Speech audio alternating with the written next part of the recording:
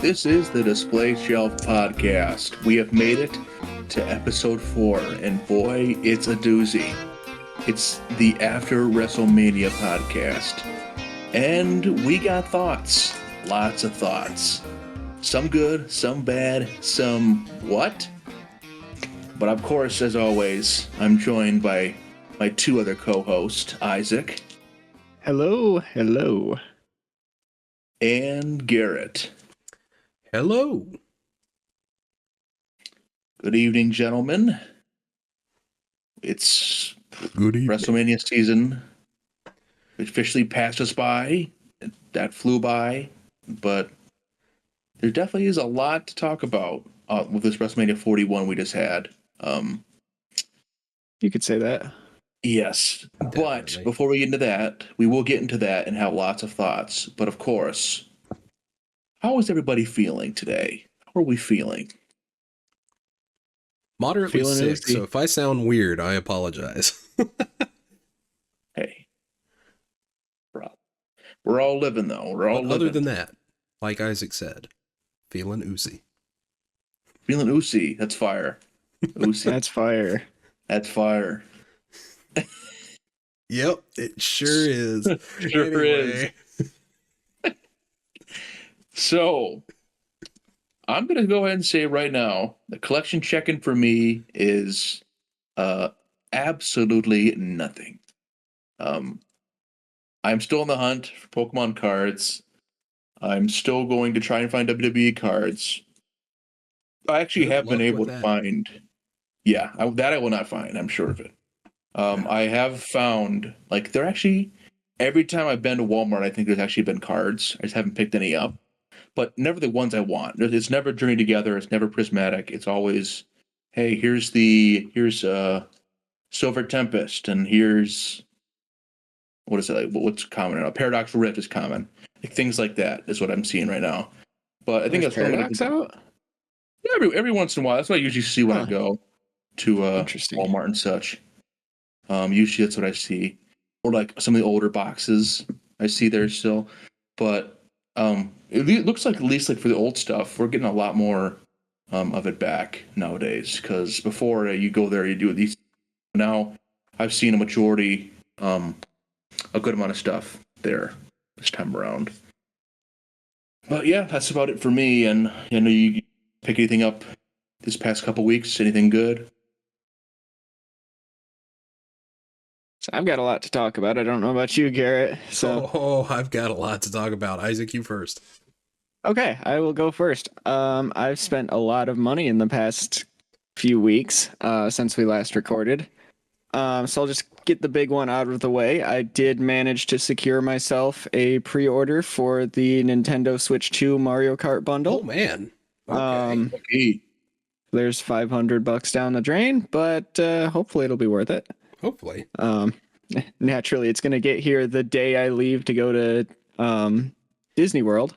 Oh, man. So, I mean, I can't complain about that, but it would have been nice to have it for the trip. Definitely. So, yeah, that should be fun. And then I actually picked up a bunch of new pop figures. I know I haven't really been reporting on those, even though in episode 1 I said that was a large part of my collection. So let's see. Let me run through what I got. So for Easter, my parents got me the Red Guardian from the new Thunderbolts wave, which is pretty Nice. cool. And then when you and I, for just pre-Mania, we went to Walmart, I picked up the Clone Wars Yoda, Oh, yeah. which Forgot is about pretty that. cool. Yeah, it's an interesting one. Felt like I had to pick it up because it's Yoda. And it's Clone Wars. And it's Clone Wars, exactly. How can you complain? Nope. Let's see. What else did I get? So I got I believe it's from Civil War. It's part of the new Infinity Saga line. It's a Captain America from Civil War, so he's got like the bruises and whatnot on his face, with a speech bubble that says, "I can do this all day." Ooh. That's pretty cool. I think it was part of a convention release. I think it was maybe WonderCon. Oh yeah. Yep. Um, there is a Spider-Gwen that I picked up from Across the Spider-Verse, which I believe is an Entertainment Earth exclusive, but our Barnes & Noble carried it. That's And interesting. yeah, I think they carry a lot of those because like Entertainment Earth is not super common in our region. So Barnes & Noble tends to pick up some of those exclusives. Is that an actual retail chain or are they just online? Not a clue. I think it Okay. might be just an online. That's what I But thought. Yeah. yeah, so I got that one. She's like hanging upside down in the ghost spider suit. And it looks pretty sick because it's kind of got the coloration like it's animated. So it's got like heavy accents on the eyes with the pink and whatnot. So that one's Nice. pretty cool. The last pop figure I picked up was from Pokemon. It's the Pokemon Gardevoir. I love me some Gardevoir, not for those reasons. Sickos. Just a Pokemon I like, so when I found out they released a Gardevoir, I found it at that same Barnes and Noble, and I was like, all right, well, you're coming home with me. Nice. Let's see. And in terms of toys, the last thing I picked up was the Top Picks CM Punk Elite figure. And it's pretty cool. I quite like it. I've got him in the GTS pose right now. Yeah. I texted both of you guys and I said, should I get this one now or should I wait for 115? Because I think 115 is a bit better just based on the images I've seen. But knowing how our store's market works, we're never seeing it. So Yep. figured might as well just grab what I know I can grab, and then if I find 115 out there, maybe I'll pick it up. We'll see.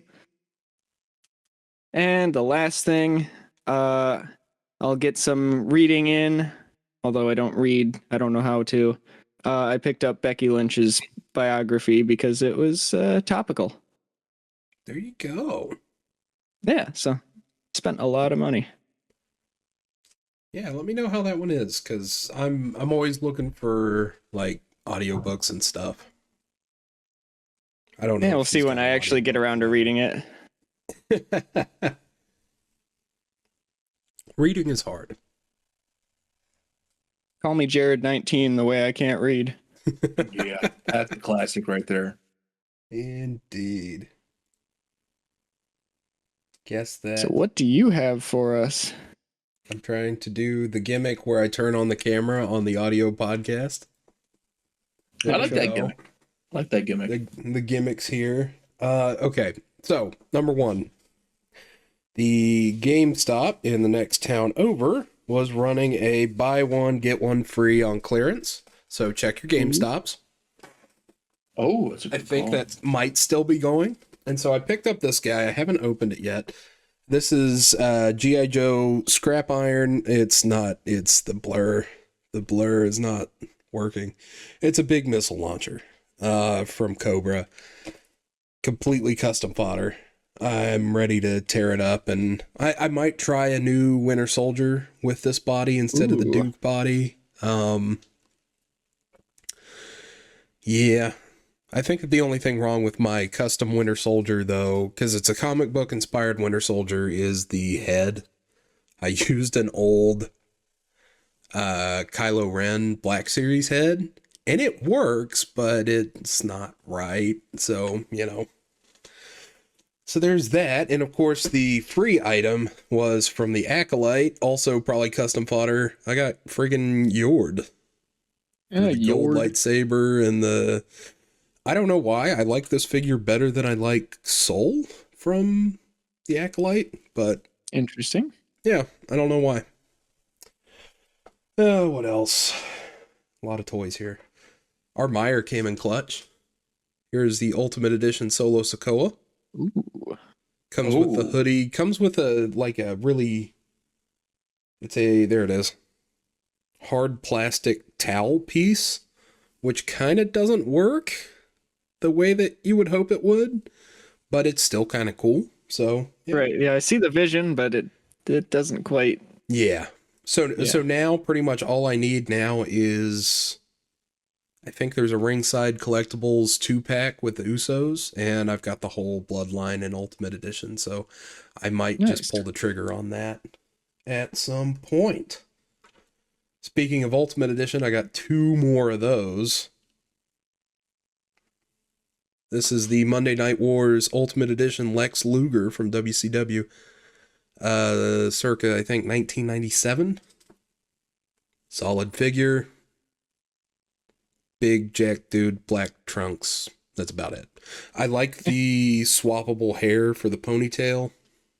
It's good. It's an Ultimate Edition figure, you know. Standard articulation, all that fun stuff. Black Series, Phase 1, Captain Rex. Found it at Walmart. Got to cancel my pre-order. Heck Pretty yeah. good. I think I'm going to have to take some blue tack to the pauldron because it likes to move around. But other than that, phenomenal. Oh, and instead of a rocker on the left arm, it's got one of those that moves in and out. And it's just really weird because he's dual pistol. Doesn't work very well, but you can get it. Yeah. From that same wave, Clone Wars, Anakin Skywalker from Black Series. Very with happy the Hayden to have Christensen. that. With the Hayden Christensen likeness. I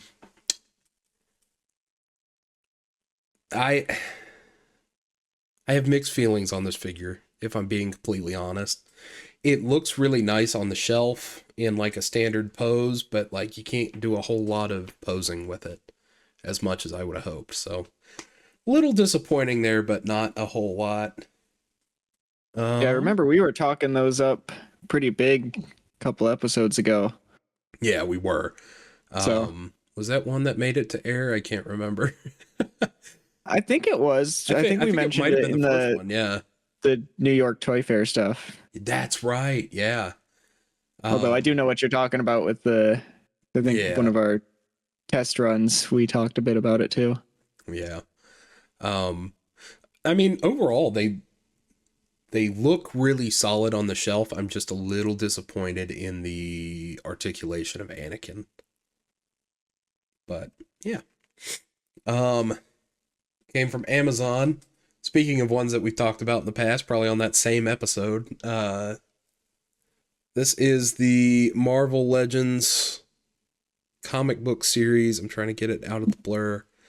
Adam Warlock with the Infinity Gauntlet. It is cool. It's the Vulcan body. It's their standard body that they've been using.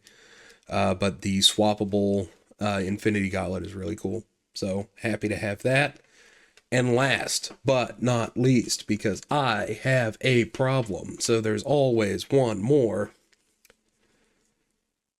is the one that's been sitting on my desk because I just love the look of this figure. It has been on my desk since we recorded the last podcast, probably. This is the WWE Ultimate Edition Final Boss Rock. That's fire. Complete with soft goods, sweatpants, and what is this supposed to be? Like Versace or something? Vest? It's so cool.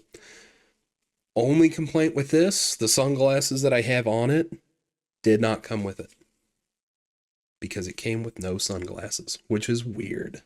Yeah, I feel like if you're going to do specifically the final boss character, you have to have sunglasses. You got to have some kind of glasses. I know... I mean, even on the packaging for that toy, there were sunglasses. So, kind of weird. But, every other Elite comes with sunglasses. I think that these sunglasses that I have on him are either from a Unrivaled Orange Cassidy or from the Elite Legends Jim Neidhart that just came out and clearanced out not too long ago. So yeah. Yeah, that is all from me. What a wonderful deal. week in the week of collecting. A lot of money spent. Lots of money spent. So anything in particular that you guys have been watching lately or catching up on? Me personally, I've been. Yeah, Nope. go ahead. Nope. Go ahead. All right. I've been in a bit of a slump when it comes to watching things, to be honest with you. The new anime season doesn't really have anything that I'm particularly interested in. And I've just been playing a lot of like rivals and stuff at night, so which is usually when I'd be watching stuff. So I really haven't watched a whole lot. I did just start an anime called Violet Evergarden. I'm only a couple episodes in, so I can't really give you any kind of information about it, but it's been pretty good so far, and I think it's probably going to hurt by the end of it because it's a very heavy like life type of show, you know what I mean? It's one of those. Yeah, so that one might hurt. I've heard that one hurts. So No. looking forward to that. I don't think we covered us finishing Daredevil. Yeah, I don't think we talked about Daredevil when it ended last week or the week before. I can't remember. Time is a flat circle. Indeed. What did you think of the Daredevil finale? Minor spoilers ahead, maybe, for Daredevil Born Again. So I really liked it. I really enjoyed it. I know we kind of share the same sentiment about how it ended, though. Yeah, it was definitely part one of a multiple part story. And Yeah. if I didn't know that season 2 was already in production, I'd be a little upset by the ending. Yep. But, you know, I feel the same way about that season. Apologies. I feel the way about that season of television as I do with the Acolyte season 1, in that it was a good part 1 of a story, but I'm ready for part 2, and obviously part 2 of the Acolyte is not happening. Which, I mean, to be fair, the only reason that I was ready for season 2 of the Acolyte was because of that last episode. And yeah. Anyway, we could talk about the Acolyte a whole bunch another day. But yeah, Indeed. Daredevil, really enjoyed the Punisher's involvement in that. You can definitely tell, though, that season had to be reshot. That there was like a creative overhaul in that show about halfway through. Because, I mean, there are like massive tone shifts in there, and to the detriment of characters like Muse. That was disappointing. Yeah, and I'm not on the train that they wasted Muse, but I'm on the train that they definitely could have done Muse better. Yeah. Specifically for Daredevil. Right. But they don't want to acknowledge that Inhumans exists, because then they would have to acknowledge that the 7 seasons of Agents of S.H.I.E.L.D. exist. But I won't get into that either. That could be a whole other podcast. Indeed, there's a lot to talk about there. There's a lot to talk about there. I really enjoy Agents of S.H.I.E.L.D. Yeah, once you get past like the first half a season, it's good.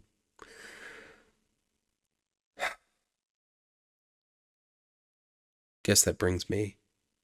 It does. I have been binge watching Better Call Saul to follow Breaking Bad, and I like it a lot better.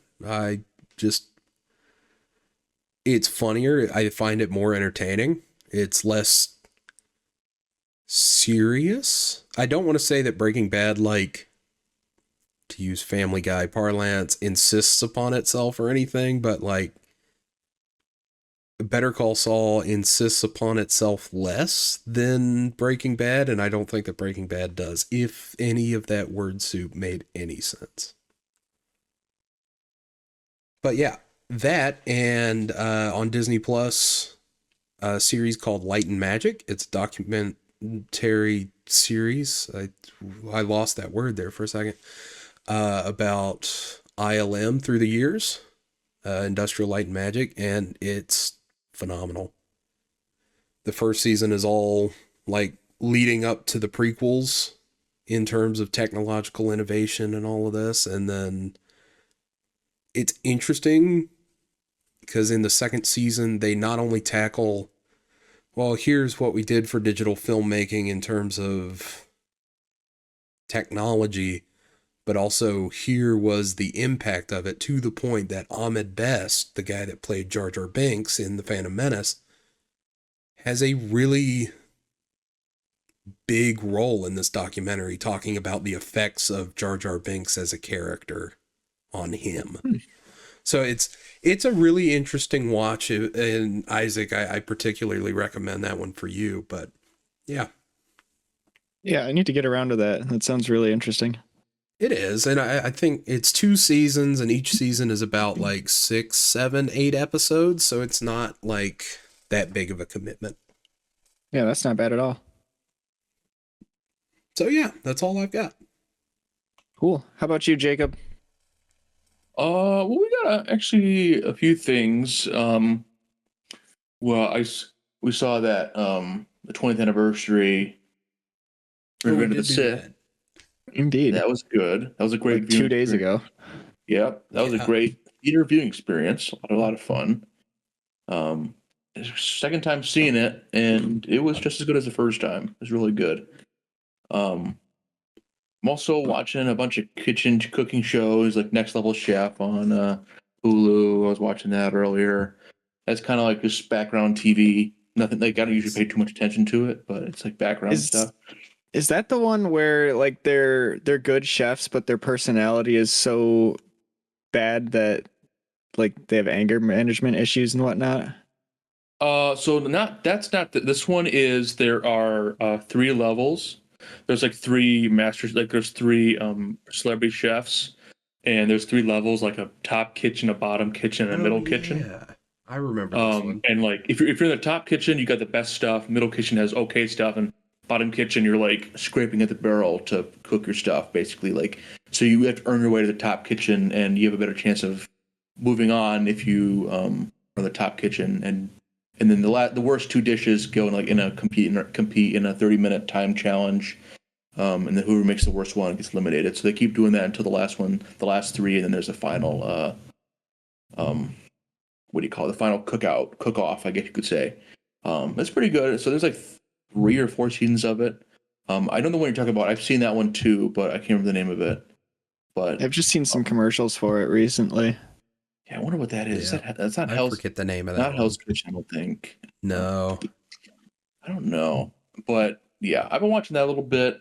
Family Guy. I actually watched Family Guy a little bit too, just to catch up on. I kind of go back to like sometimes I think of a funny moment from an episode, and then I watch the whole episode just to see that moment again. So sometimes I do that. Like when you said the insist upon itself thing, I actually watched that episode because of the insist upon itself joke. So I wanted to see where that came from. Yeah. And I mean, I'm not really watching, but I've been trying to utilize my Marvel Unlimited free trial that I got. Oh, I've yeah. been reading some of the comics on there. So far, I've read a couple. I've read some of the Magic one. I've read some Luna Snow comics. I've read all the Jeff because it's not really reading; it's just looking at it's like looking at visuals, and they're kind of cute and fun. Kind of wholesome. How But is there's a lot on there. How is the Marvel Unlimited app? Because I think I'm thinking about that for my next. I think it's much better than doing it on the computer. I think it's just a lot Okay. easier on the than doing it on the computer. Like you can scroll through and it'll like say here's the next one in the series and it takes you right to in the website. Like if you scroll to the bottom all the way, you get locked in and you can't go back and read what you read before. Oh, It's okay. kind of a weird thing. But the app is nice. I like the app that I've been using to read it, and it's a lot more like it kind of like this just looks neater, I think, than the website. Okay. But yeah, there's a lot on there. I got to read some. Actually, I read the Rival comics too. There's some Marvel Rival comics on there. Yeah. But yeah, that's about what I've been doing. Yeah, I've been thinking about the Marvel Unlimited for after I'm in the middle of reading Injustice from DC right now, and obviously, they're not Marvel and all of this. I'm on year 2 of like 5 right now, and it's phenomenal. I think I'm gonna have to see the whole series through, unless year 3 just makes me mad. And then after that, I think I might try like an annual Marvel Unlimited subscription, because it's like what, $70 for the year. Oh, I have it up here right now. Let me see what it is. It's And $10 a month. Annual is $100 a year, or annual plus. And then $70 is normal yearly one. Oh, I'm gonna have to look into the differences. Because I'm at the point where it's like I'm reading the comic books and they're like $25 a piece.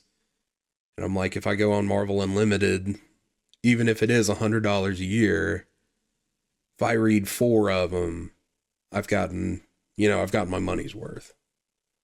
And the hope is I'm reading more, right? But yeah, I mean, there's a ton. I mean, like looking at the front page, I think it's their whole catalog, right? I think it is almost every single thing. Like first thing's like, okay, new this week, get Predator vs. Spider-Man, Amazing Spider-Man, Magic, Infinity Wars, new comics and stuff on there too. Yeah, so new this week. Yes, this came out April 23rd. Predator vs. Spider-Man #1. Yeah, so it's like updated. Like there was like stuff that came out today. I think like that is on here. Interesting.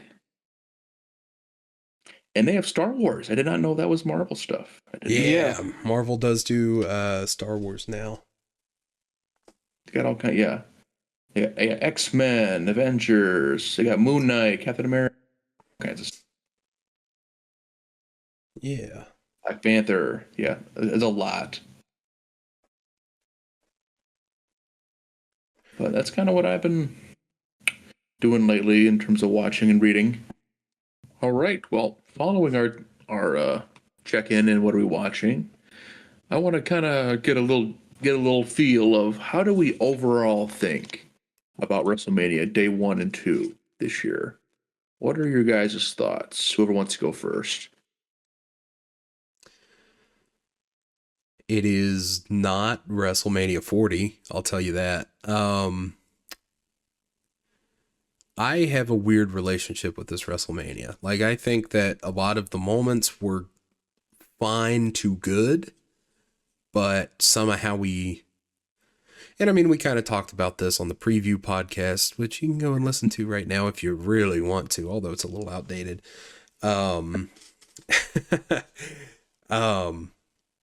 I think most of the matches were good. Some of the matches were not. We're going to talk about a big one a little bit later. Yep. I think some of the moments were really good that were made, even though some of the matches might not have been good. Yeah. I say if we just run through the card, but Isaac, what do you think? It just, for me, it didn't really even feel like WrestleMania for most of it. Yeah, there was a lot of that. Like, night 1 specifically, I wasn't thinking, oh man, this is WrestleMania until Tiffany and Charlotte. So most of night 1, I was just like, okay, I'm just watching a random like PLE or something like that. And then Tiffany and Charlotte came on and I was like, wait a second, this is WrestleMania. Yeah. Yep.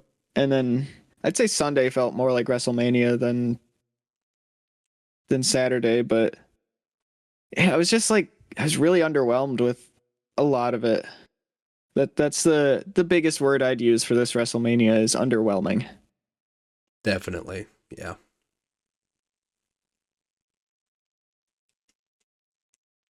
How about you, Jacob? Any thoughts? I'll reuse a word or a phrase that we've said before. Aggressively fine is probably how I would describe this particular WrestleMania. Yeah, Aggressively fine. Go ahead. I'll go. I was just It's gonna not. say I've got notes for each match, and that exact phrase pops up multiple times. Hey, we know. Yeah, and I don't want to say that like I didn't enjoy the WrestleMania. I enjoyed moments, and I liked a lot of stuff about WrestleMania this year, but like it's just I there's a moment. I mean, there's moments in there where it's like, come on, like really, like it could have been so much better in my opinion. Um, but it didn't shake my feelings about wrestling as a whole. I think it's still amazing, but it just was some of it was a bummer, like a really big bummer, I would say. Yeah, definitely.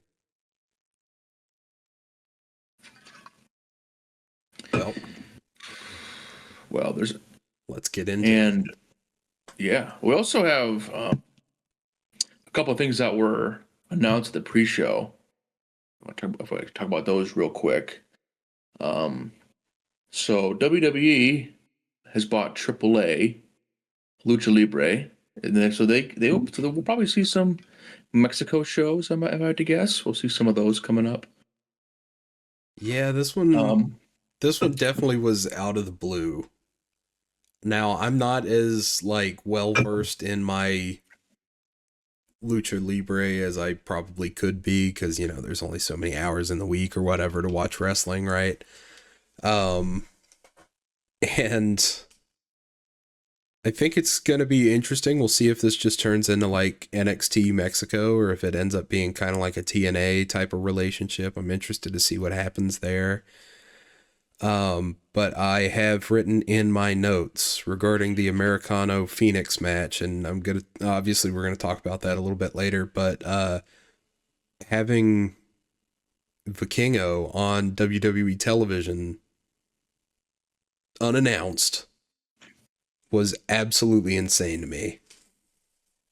Because if you haven't YouTubed this guy, go YouTube this guy. Specifically, him versus Kenny Omega was phenomenal. On AEW like a year or so ago, maybe more. Man, time flies. But if they send him to NXT, I don't know what I'm gonna do. I'm gonna be questioning every bit of reality. He does not need Do you to think be he in should NXT. just straight to main roster? Straight to main roster. You did it with Penta. You did it with Rey Fenix. Let's do it with Vikingo. There's if you put him in NXT, I'm not going to say it's diminishing him, but it's a real indictment of the mentality of what NXT should be. NXT is a developmental system to get characters over on television. You give Vikingo 5 minutes in a ring, and he will be over on television. Period. There's my Lucha Libre rant for the day. I don't know if anybody else has any other thoughts on that.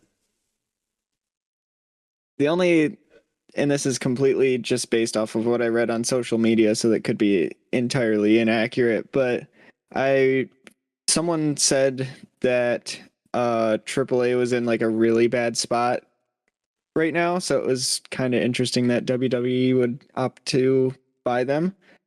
In terms of a financial thing, or in terms of creative?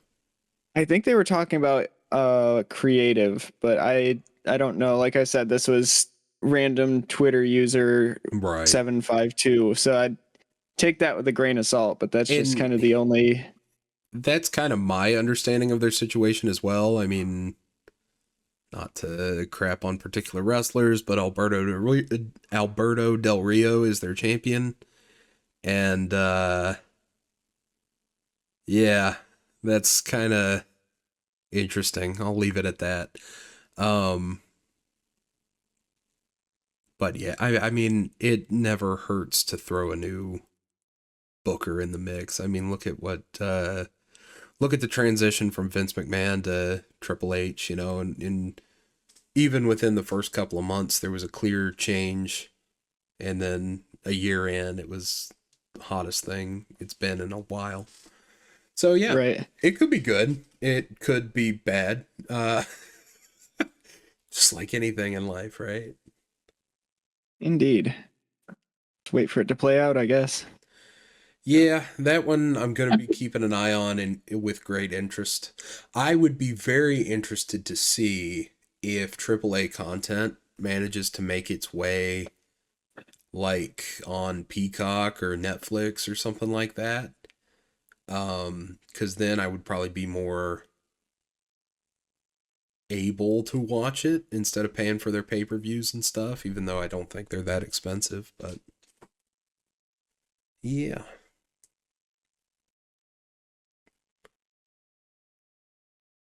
Yeah. I mean, yeah.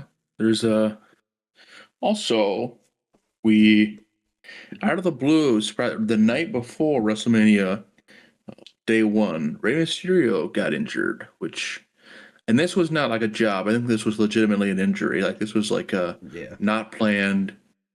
Just it happened and they couldn't perform on WrestleMania.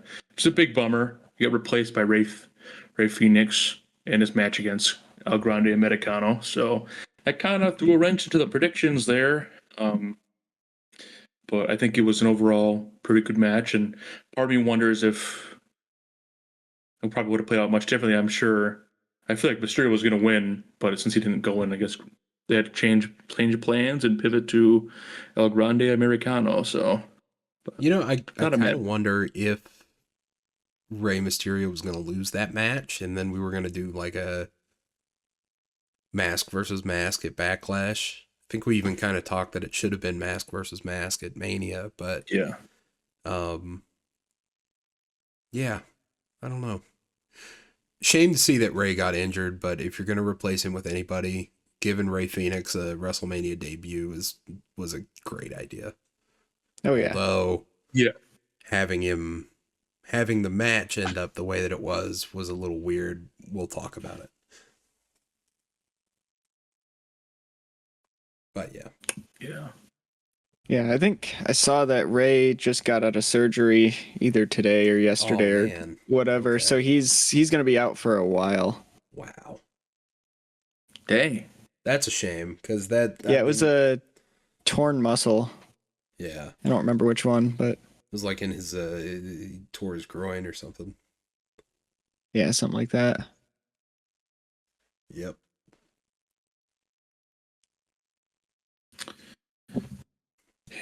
And we saw also this one was a work where Bailey was beat up backstage by an unknown party. And Lyra had 24 hours to find a new tag partner. And I don't know if we should reveal who that was right now or wait till the We'll about the match. But We'll Yeah, we'll wait wait. until the match. yeah. But yeah. this might be a good time to bring up the whole Bailey situation with because obviously Yeah, that's true. she went on Chris Van Vliet's podcast and they have this whole discussion of which was recorded before WrestleMania and aired after. They have this whole discussion about how she's like one of the more underutilized performers and doesn't really get her flowers and all of this, and she kind of alludes to the fact that she knows that it's just going to get worse and she's going to get beat up and taken out of the WrestleMania match. It's a weird decision. I get what they're doing with the person that returned, and we'll talk about that direction and whatnot, but not to complain more than we're probably going to in this podcast, but Bailey is one of those performers that has been, you hear the phrase a lot, good soldier, in professional wrestling and like backstage and whatnot. And she's always been kind of in that conversation, in that she'll do what they tell her and she'll disappear when they tell her. And I think it's a bit of a shame, because I mean, you look at what she was doing like during the pandemic and whatnot, and yeah, I don't know. I think there's a lot of potential there that is just not being used to the full potential. I don't know. What do you guys think? Am I just making stuff up? No, definitely not. And I have a lot of personal feelings and opinions based on who it was that replaced her, so I'm going to save a lot of my thoughts for when we get there. Okay. But yeah, you're absolutely right. She's kind of does whatever they want her to do. I feel like it is. Yeah, absolutely. And I'm sure, they really appreciate that. But, I feel like she should go into business for herself a couple times, like not like shoot on television, but right. But, like with her creative stuff, just kind of express her own opinions a little bit more. You know what I mean? Yeah. And she might. I don't know. I mean, there's a lot of backstage stuff that we're just not privy to, but it was also interesting to see that after this angle is aired on television, there's people reporting about her contract status. Mm-hmm. Like just she's got a couple more years left. Like people thought they were trying to write her off television to go to AEW. And I'm like, right. No, but yeah, especially with how much she talked about her relationship with Mercedes Moné. Yeah. I was kind of like, interesting. If you take, I'll say this. The women's division in AEW, looking at it from the outside in, looking at it every now and then, watching the show every now and then, not as invested as I am in WWE at this point blank. I'll hold my hands up and say that. But the women's division has gotten a lot better in AEW over the past year or so. Mostly due to Tony Storm, but whatever. Bailey being in AEW would be it would have the potential to be a renaissance for that women's division, to the point that we would have a lot of conversations about who has the better women's division. But right now, here we are. So kind of a shame, though. Definitely a shame.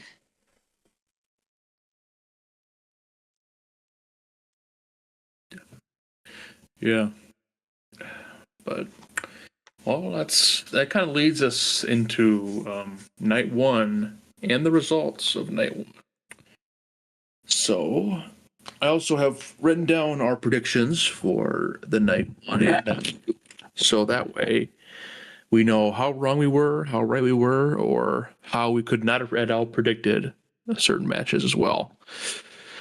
So we have Jey Uso defeating Gunther, who is the current champion, by submission to win the World Heavyweight Championship, which I think from my notes here, we all picked Jey, so we were all right on that one. Now, how do we think that match went overall? I thought it was pretty solid, and I'm glad with the result. It didn't seem like it was too crazy, but there's some parts where they utilized the belt was pretty cool, I thought, but I'm glad to see that Jey was able to get the win. I'm glad that he's getting a lot more spotlight. So for me with this match, I was like, I didn't walk into it thinking it was going to be like this 5-star all-timer classic, which I think was kind of the thought process of pretty much everybody that was watching it. So from a match perspective, I thought it was fine. I liked seeing a lot of moves that Jay doesn't use a lot in his move set. And also taking some stuff from Gunther I thought was pretty interesting, like the power bomb and whatnot. My main complaint with this match is the ending.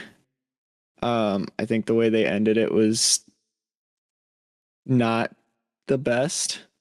Yeah. So I completely agree with you on that match in terms of like mechanically it was good and I kind of felt like there was not enough to it. The one kind of note that I'll make on the finish that I'm interested to see if it continues is somebody pointed out, and I don't know who, but it was on the socials or whatever, that Jay beat Gunther in the same way that Ilya Dragunov beat Gunther in NXT UK. I did see that, yeah. I like the idea of the big unbeatable guy having an Achilles heel.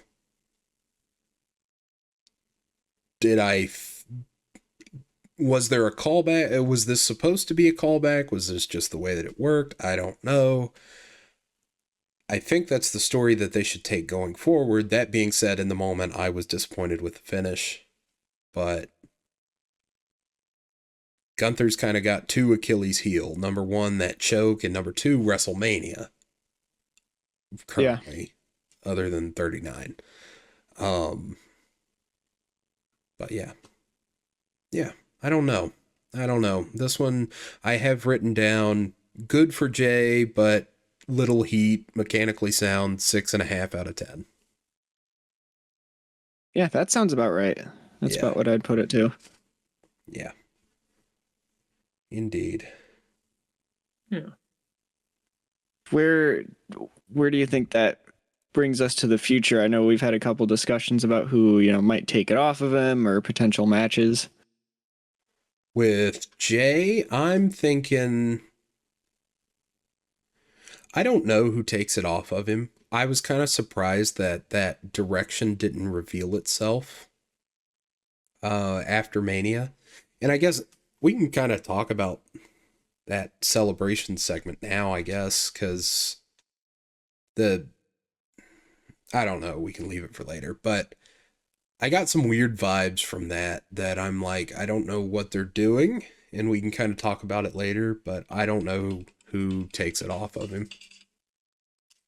I have a theory that it's either going to be Seth or Braun. I think Seth would make more sense for that story, and I agree that that's definitely a potential. I think that would be good. Yeah. But then, there is that segment, the celebration segment with the kind of awkwardness to it. So that's the word. And I have theories on that, and we can talk about that later, or now, however we want to do it. But, yeah, it'll be interesting.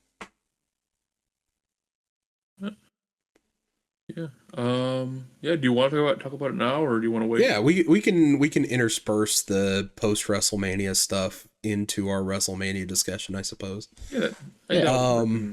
So topical enough, sure. Yeah, and I can kind of talk about those. Just doing the admin work on the actual podcast here. So the Jey Uso celebration happens. Sami Zayn comes out. Jimmy Uso comes out, and everybody just kind of like dances to the music, and there's a nice promo and another nice promo from Sami Zayn, and not a whole lot happens. Did anybody else get a weird vibe from Jay during this, or was it just me? I mean, I think he got a weird vibe the whole night, it feels like. Kind of just a weird night for him in general. Yeah, I agree with you. There for a second, I really thought that Sami was going to turn on him, and I'm like, if you turn Sami Zayn heel, I'm done. I will turn this television off.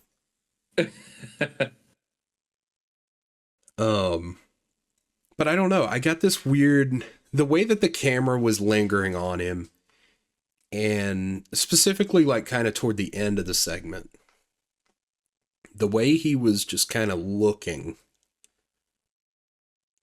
gave me, may I put my fantasy booking hat on real quick? You may. It gave me the vibe that they're going to continue this crisis of confidence story, but instead of, I don't think I can make it to the top of the mountain, it's, I'm at the top of the mountain, now how long can I keep it? It's interesting. Could be good. But he won the Royal Rumble, so the crisis of confidence thing kind of didn't make sense in the first place. Right. I don't know.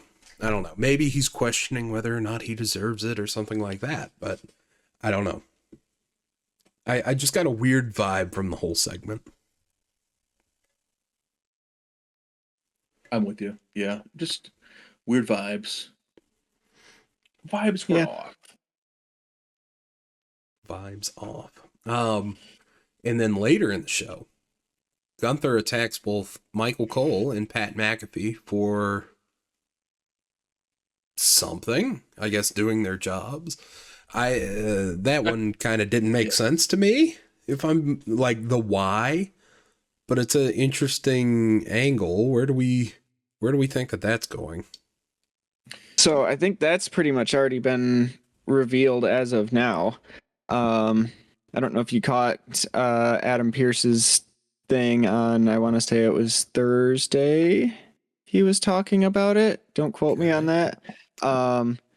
So Pat and Cole are fine. They're probably talking as we're recording this right now on Monday Night Raw. We are recording on a Monday, yes. Indeed. But Gunther has been, kayfabe fined and is suspended indefinitely. So they're going to leave Gunther sitting for a little bit. Either that or he's going to come right back and do what KO was doing during the Cody feud. Yeah, that's kind of what I'm thinking. Because, I mean, we're, when somebody says, it's one of those things where somebody says that they're suspended indefinitely, that I think they're always showing up on the next week on Raw, Yeah. And they're going to do the same thing that they did before. I was surprised that we didn't get the Pat McAfee write-off there, other than it's kind of hard to write him off of his ESPN show to sell this, but, Right. Yeah.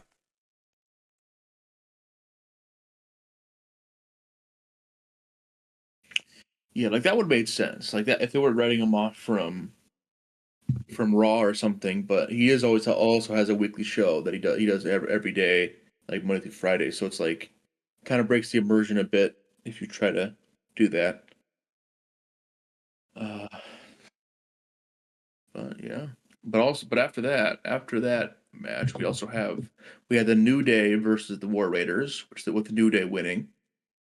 And I think we all picked New Day as well. So we're 2-2 right now. All of us. This was a match. Like we said, it's a match of all time. Mm-hmm. Yeah, definitely. I don't know if. I mean, I don't want to say it was I don't know. It didn't really before. It didn't interest me, and I don't think it really interested me much as it was happening.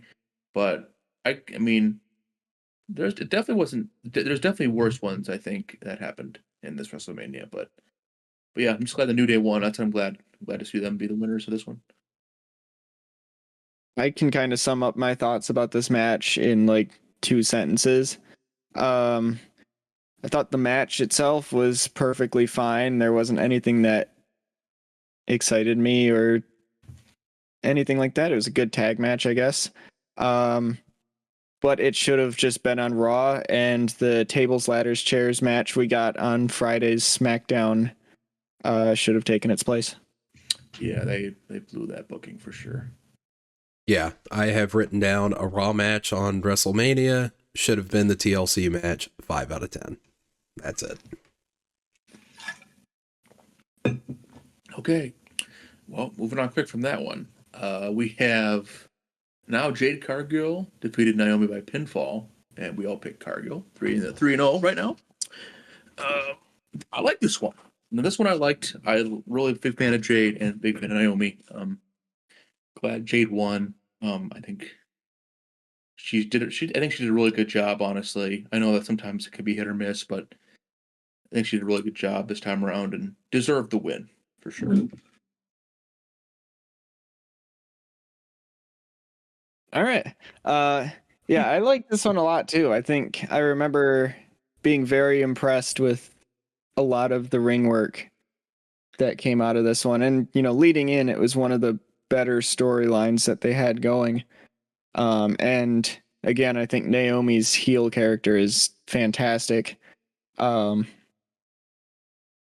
yeah, when Jade Cargill did, it's like a reverse power bomb or something like that, where she flipped. Yeah, it was awesome. Yeah, I don't even really know how to describe it. I have written down electric chair to power bomb to Jaded is what I have written down. I don't know if that's what it was supposed to be, but that's what I interpreted it as. Yeah, I think that needs to get incorporated into her moveset stat, because that was sick.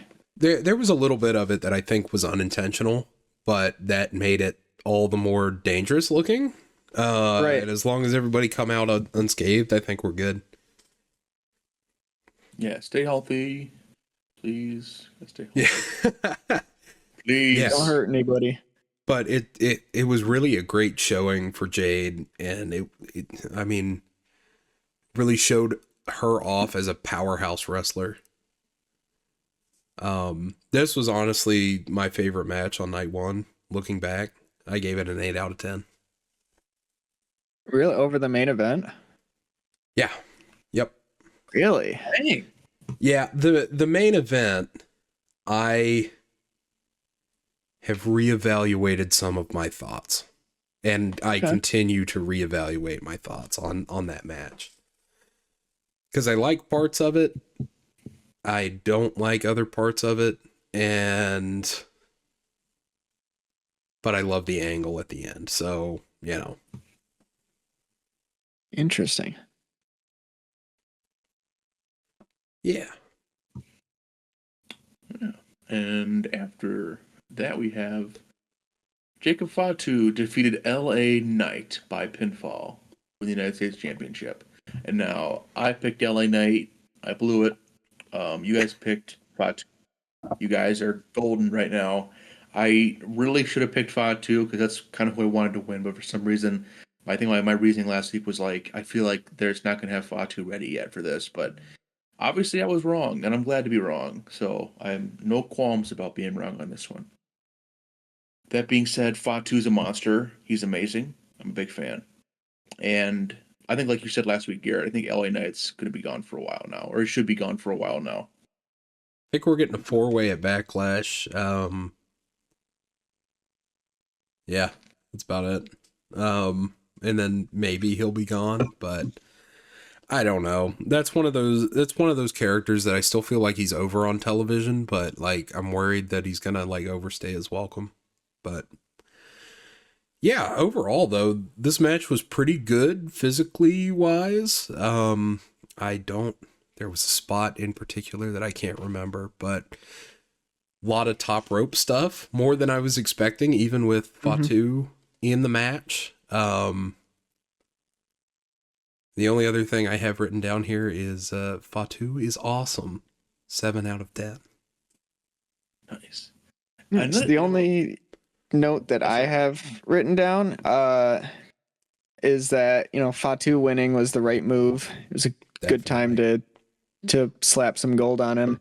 But then the BFT that Knight hit out of the air, that was like the first that was like one of the first BFTs that I've seen in a while that I was like, oh yeah, I really enjoyed that, because I think Yeah, I don't know if we talked about it on the last podcast or if it was just between me and you on the night, right. where I talked about how I don't really care for the BFT as a finishing move. It's very reminiscent of the Miz's skull crushing finale, Mhm. where it's like grab a guy by the head and then you both go down and then that's about it. But Yep. I mean, some of those moves are better than others, i.e. the Stone Cold Stunner, the RKO.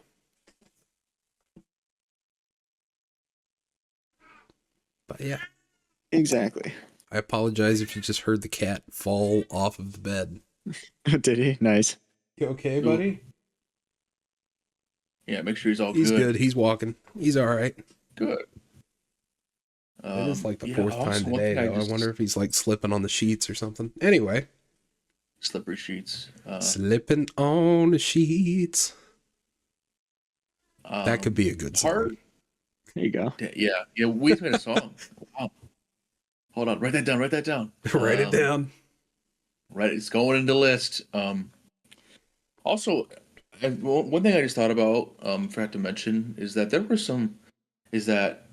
I think the consensus was that some of the intros are really good and some were okay, but I thought I really like when they do WrestleMania intros. I like the stuff that they do for them. I think it's just really inventive sometimes. That the intros are fun. Like a lot of them had to do with cars. A lot of people pull up in cars. A lot of A lot of cars. Mm-hmm. A lot of cars. And there's a couple coming up in day 2, I think, especially, or I think even day 1 coming up soon, that there was a couple that were like, okay, that's not bad at all. So I just want to put that out there too, that the intros are always a fun part of WrestleMania too. Definitely. And I like Jacob Fatu's intro with the mask that was done by the same guys that do the Bray Wyatt and Wyatt 6 stuff. So yeah, it's a good one. That was cool. I like that.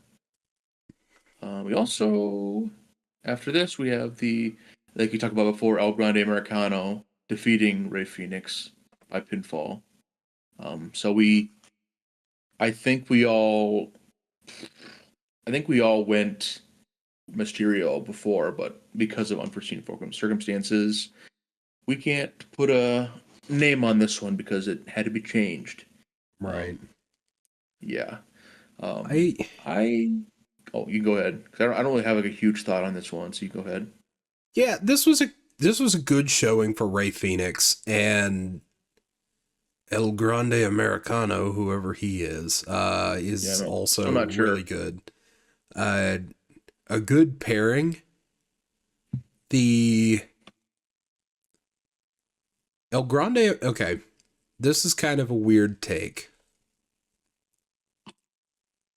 I would have enjoyed this match better had it not been on WrestleMania. This is another one of those, right? Especially with the result. Because, Rey Fenix, this is his, he's been on television for 3-4 weeks? Yeah, something like that. And he just lost to a comedy character, and we're trying to put over the idea that we're going to do Lucha Libre with the AAA purchase. Oh, so yeah. Maybe so let's have the fake luchador win over the real luchador. The real luchador. Yeah. Let's show these guys how we like to treat our luchadors. Right. And it's some of the optics behind it are maybe questionable. But maybe the point is that the El Grande Americano versus, I don't know at this point, Lucha. Okay, I'm not going to do that. Rey Mysterio and the LWO or whoever wants to be the babyface in that scenario, right? Maybe Lucha Brothers, Rey Mysterio. Oh, yeah, there's the match. Rey Mysterio and the Lucha Brothers against Alpha. What are they called now? American Made. American Made. I keep wanting to say American Alpha. At Worlds Collide. Here's your main event. Yeah, there you go. That could be sick. Mask versus mask, of course. Naturally. Naturally. Oh, That way we can speaking of finally that, finally this is also see kind of who's relevant. under that mask. Do what? It's also kind of relevant right now that I just saw across my Raw screen Chad Gable wearing an El Grande Americano is numero uno on his Oh shirt. man. I wonder who El Grande Americano is. Well, it's kind of funny you mentioned Chad Gable. You know, he was doing an interview over WrestleMania weekend, and the interviewer asked him what his favorite Starbucks order is, and it was a Grande Americano, and thought that was interesting. Since Wonder if he's dropping hints about his favorite wrestler. I think he might be. Definitely. Yeah. Might be coincidence though. I think that's a common order, right? Common. Yeah, it's It probably a is. coincidence. What is an Americano anyway? Got me. Besides an American, I'm not sure what it means in coffee context, but Jamie, pull that up. Jarvis. Okay. wait. Jarvis, pull up El Grande Americano. Okay, so there's a cocktail called an Americano, which is, what is this? Campari and vermouth over ice into a glass. Add a splash of soda water and garnish with half an orange slice. I don't drink. That sounds interesting. I don't know what Campari is. There's Tequila? also I bet it's tequila. a cafe Americano, which is a coffee drink prepared by diluting an espresso shot with hot water. Huh. Oh, it's There you go. Campari is an Italian alcoholic liquor. Wow. Things that you learn by Googling what an Americano is. Well, what was the coffee again? It was espresso and coffee? An espresso shot diluted with hot water. Oh, what's the point in that? There's no point. That sounds bad. Yeah. No, there's no point. Why dilute it? Nah, just inject the caffeine right into my veins. Okay, we got to we are record not on talking Mondays about more coffee. often. Yes. All right. So what's next here? Okay. Oh yeah. So we have Tiffany. Actually, do we get all our thoughts out about Grande and Ray Phoenix? I think so. Wait, There's- wait. Waiting. 7 out of 10. Oh, there you go. Didn't Okay, hit the that's heights actually I'd have pretty liked good. it to. Yeah. It's actually pretty good though. Yeah, definitely. Now we got Tiffany Stratton defeating Charlotte Flair by pinfall, and she retained the women's women's championship. Whew, thank goodness. Whew. Yeah, right. Everybody- Like, Everybody got out of this match relatively unscathed, except for Tiffany Yeah. Stratton. Except for Tiffany's tooth. Yeah. Which was repaired by the end of the press conference, so good for her. yeah. I Yeah. do really want to know what happened there, but, things we will never know. Indeed. Yeah, it looked pretty gnarly on TV. I'll say that. It looked pretty gnarly. Definitely. Yeah. It was So very before- physical. Oh, go ahead. I was just gonna say before we get into like the actual quality of the match, one of the only notes that I have written down here is actually about the interview segments that they did. I think it was the Smackdown before, which completely broke the immersion of the match for me. Oh, Because, and it was like it wasn't just like a background with like Chris Van Vliet or anything like that type of interview. It was I think it was with Wade Barrett, that they aired on the show. And, the story buildup was that they had all this, personal beef with the whole shoot segment and whatnot. right. And so here comes Charlotte, and I think Tiffany said something similar in their interviews with Wade, and they're like, yeah, so we've kind of put all this, behind us and are just working towards the match at this point, but we have to kind of run with this storyline that we hate each other now, because that's what's attracting the most fans. And I'm like, They put that why on are we television? talking about this? They did, yeah. And maybe I'm misquoting it a little bit, but it was something to the effect of that. I was like, there's no way. Why would you ever say that? Yeah, because now that's really I'm out. weird. Yeah.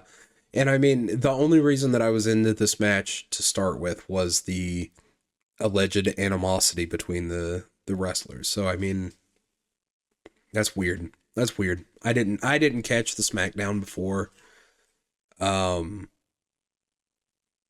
yeah. Yeah, weird. Yeah, that really irked me. I would imagine. I would definitely imagine. What did you think of the match itself, though? So I feel like I have an opinion that's a lot different than what a lot of people say, because a lot of people hated this match. I think you look at the Meltzer's ratings, I think he rated it like a 1 3/4 or something like that, and I think Right. that's low. I mean, was it the greatest match of all time? No. Was it Charlotte Flair's greatest match at a WrestleMania? No. Definitely But not. I thought it was good. Like I enjoyed it. I thought, and this is another one that I actually did go back and rewatch.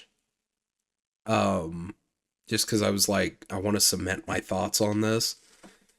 I felt like it was kind of, I have written down here, wonky and disjointed, and moderately forgettable. I think, I don't know. I just got some weird vibes, and it was not what I was expecting, which is a little bit of a disappointment. So I have 4 out of 10. I don't think it was like the That's worst brutal. match I've ever seen, but you know. Yeah, there could have been a lot more done with it, I think. A lot more. But yeah, that's rough. That's a rough one right there. Yeah, it was that's a good word for that match, I think, is rough. Both from a physical perspective and from the booking and everything. But speaking of rough, did you guys see who returned on SmackDown to challenge Tiffy, presumably at Backlash? Oh Lord. Yeah, that's yes. right. Oh boy. It's Nia Jax. So there was a, was it a non-title match with Tiffy and Jade? Yeah. Which is not a match I would have given away on free TV, even for not for a title. And then Bianca, or not Bianca, sorry, next line down. Nia Jax returns and goes after Tiffy, and I reckon we're revisiting that, which they kind of nipped it in the bud a little earlier than I think they needed to, but you know, it's Nia Jax. Yeah, so my thinking on this, right? I always enjoy, or like I understand why they would have a champion go up against, some of their past rivals. Yeah, we'll put it that way. Because Tiffany's never beaten Nia outright other than the cash in. I was gonna say that, and I don't think we got a blow off to that feud, did we? No, because they pivoted to good old Rhea Ripley for Nia Jax, and then they pretty much took her off TV after that. I forgot about that. Which, like, what was the point of doing that? But anyways. Anyway. But yeah, I always like that angle where they're like, okay, the champion couldn't quite overcome this, like with Gunther, the start of Gunther's reign. Right. Last year, I liked how they did Randy, who he never legally pinned, and then they had him go against Sammy, who he couldn't beat at Mania, and then they had him go against Priest, who he didn't beat clean. So right. I liked that aspect of it. I don't like Nia Jax, so it's hard for me to get behind that. That, and I had my own personal layout of how I wanted these next couple weeks to Backlash to play out. You were hoping So- for the Alexa Bliss return, right? Yeah, see, it just made. I mean, Do we want to it talk about kind that of made now? sense. There's no other real place to talk about it, I don't think. I mean, there's no Um, update on Alexa Bliss. I think is kind of the issue, Right. at least on Yeah, but- television. There was a report this morning that I texted out to you guys. It was PW Insider, I think. It was one of them. Saying that it's a mix of creative doesn't want to bring him back yet, and Bo Dallas might still be injured, or Uncle Howdy, or whatever you want to call it. If it's an injury thing, I don't really want to hurry people back, but also Alexa Bliss isn't injured, so just bring her back. Right. Yeah. If you want to delay the whole Wyatt 6 thing, that's fine. Right. There's other things you can do with her. Like, There's a for lot of example, other things. throwing her at Tiffany at Backlash. And so my thing, yeah, my thought process, and we've talked about this a little bit the other day, was, throw her at Tiffany for a short little feud, have her lose at Backlash, and then you can revisit what you did at the 2023 Royal Rumble, where she had a match against Bianca, which she also lost, and you have Howdy just kind of like chilling out to the side, and have it kind of like revisit that angle. Yep. I think that would have made perfect sense because, if he's injured, he's not wrestling, possibly still up here to build a storyline up. Yeah. I don't know. Indeed. Really interesting choices there. But what is our next match? Oh, I know what our next match is. Indeed. I'm going to let you guys talk about this, and I am going to step away momentarily. But please, continue. All right. Okay, we got a loaded one here. This one is a doozy.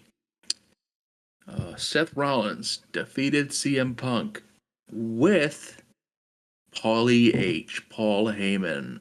Wow. And Roman Reigns by pinfall. Paul Heyman turns on CM Punk to align with Roman, then turns on Roman to align with Seth. I did not see that coming whatsoever. I cannot believe. I really thought, when I was watching it, the first turn, we went back to Roman, I'm like, okay, that makes sense. But turning on Roman then and going with Seth, that blew me away. Yeah, that was wild. I mean, I definitely had him turning on Punk at a certain point, but having him turn on Roman as well, especially for, Roman's eternal rival Seth Rollins, was like, okay, here we go. This is big. Is big. Indeed. Also, I just realized, looking at the thing where our predictions, I saw you predicted Seth pins Punk, is that what happened? No, it was Roman. Seth pins Roman. So Garrett got it right. So Garrett got it right, yeah. Roman. Garrett got it right. How exciting. And I had CM pin Seth. Dang. I mean, I was kind of cooking there. I mean, I didn't think about the double turn from Heyman, but then that was just so funny to see him do an uppercut. Doing the freaking uppercut was hilarious. Just cut to the lower regions of the tribal chief. Yeah. The tribal ouch. This match, I think, was okay. Straight out of the gate, I have 8 out of 10 for this match. Now, I don't know how much of that is due to the angle with the double turn from Paul. But here's what I have written down. Really nice triple threat, 3-way dance. Lot of cool interactions between all three of the wrestlers. Yeah. The spear into the pedigree was really cool. Oh yeah, I forgot about that. That was a Yeah. cool spot. We've probably seen that before, but it was just such a cool spot that I was so happy. The new tables, they explode really well. Mm-hmm. That's very nice to see. Here's what I have written down. A better angle than a match, and the match was pretty good. So 8 out of 10. Yeah. There you go. I think let's see, what's the note that I have for this match? So I have a couple. So I think I was listening back to episode 3 about a week or so ago. I think we all predicted that Heyman was going to go with Seth, which is interesting, which kind of goes away from what Jacob and I were just talking about while you stepped away. We didn't see that coming. So I guess we did see it coming. And I didn't see the turn coming. I saw the alignment coming. You know what I mean? I didn't think he was going to turn on both of them. I thought he was going to turn on one of them. Maybe. Right. But I couldn't tell you who. So who knows? So then match-wise, the main note that I had from it, I know one of our biggest worries was that, they were going to do the big spots, but how would they do in between those big spots? Right. I thought it was pretty fluid. They went from spot to spot without any kind of like real slow periods. Yeah. Which was good. And then I thought that the storytelling throughout the match was really good too. The one that I think about the most is where Seth has Punk outside of the ring and Roman's kind of like trying to figure out what he wants to do, and then they set up for the shield bomb. Mm-hmm. That was really good. And then Roman decides, you know what? No. Yeah. I'll do it myself. Yeah, pretty much. Yeah. It was really good. The other thing that I really enjoyed about this whole match / presentation was the entrances on this particular main event were phenomenal. Living Color Live, Seth with a flamethrower, and I really liked the screens with Roman's entrance, showing all of the members of the family. It was really cool. Yeah, that was really cool. Like those coming down behind him. Yeah, them descending and like, yeah, no, that was just cool. The set for this WrestleMania, I think, is the best set I've ever seen. It's up there, yeah. Yeah. Like 39s was really cool. 40s was a little hokey with the XL, but it was good. Mm-hmm. Yeah. All in all, it was a really good match, and the entrances, like you said, were great. I'm glad with how this one went. This was a pretty good ending to night one, I think. Kind of get you pumped up for night two. Right. Definitely. One more thing for the entrances. The video package that they had with Punk. Oh, yes. Beforehand, using this Fire Burns as the background song, like that ruled. I'm not even gonna lie to you. I just like head to toe got covered in chills. We were just sitting here thinking about it. Like, so did I. It's a good one. That song made it to the hype playlist after Mania. Oh yeah. Yeah, definitely. But yeah. Do we want to talk about what happened on Raw? Yeah, let's do that. So, good idea. I don't have like a full beat by beat breakdown here, but essentially what happened was Seth and Heyman come out to, explain their actions or whatever. And was it Punk that come out first? Yeah, it was Punk that comes out first. Yeah. And Seth kind of lays him out, and they're posing, and the credits start to roll and all of this. And then Roman's entrance hits, and he hits the ring. And all of a sudden, he gets his shoes speared off by a dude in a really bad for hiding your identity hoodie, because we all knew right away that it was Braun Breaker. So Seth Rollins, Paul Heyman, Braun Breaker are now a team. And I'm so excited about it. Yeah, It's wild I'm and psyched. insane. That was it. That angle, specifically with the spear, was jaw-dropping. right, which, like, with him running right past Seth and Seth just unwavering, like, you see the dude in the hoodie running up with the spear, Yeah. and for a split second, you're like, oh man, he's gonna hit. No, is that what happened? Or no, he speared Punk. Punk was coming up behind him. Seth was No, I talking could've to sworn Roman he or whatever. Speared Roman. Hold on, I'll look it up, because like I say, the only bullet point that I have written down on our outline is Braun Breaker joined Seth and Heyman to beat up Roman and Punk. That's all I have. The rest of that was purely me going off of. Oh yeah, no, I know what I'm thinking about now. Yeah, you're right. He hit Roman first. Yeah, And then they were kind of doing a little pose off. that's right. You know, I Braun see. was doing his rage face, and Punk is still off screen, so it's just Seth and Breaker in the ring.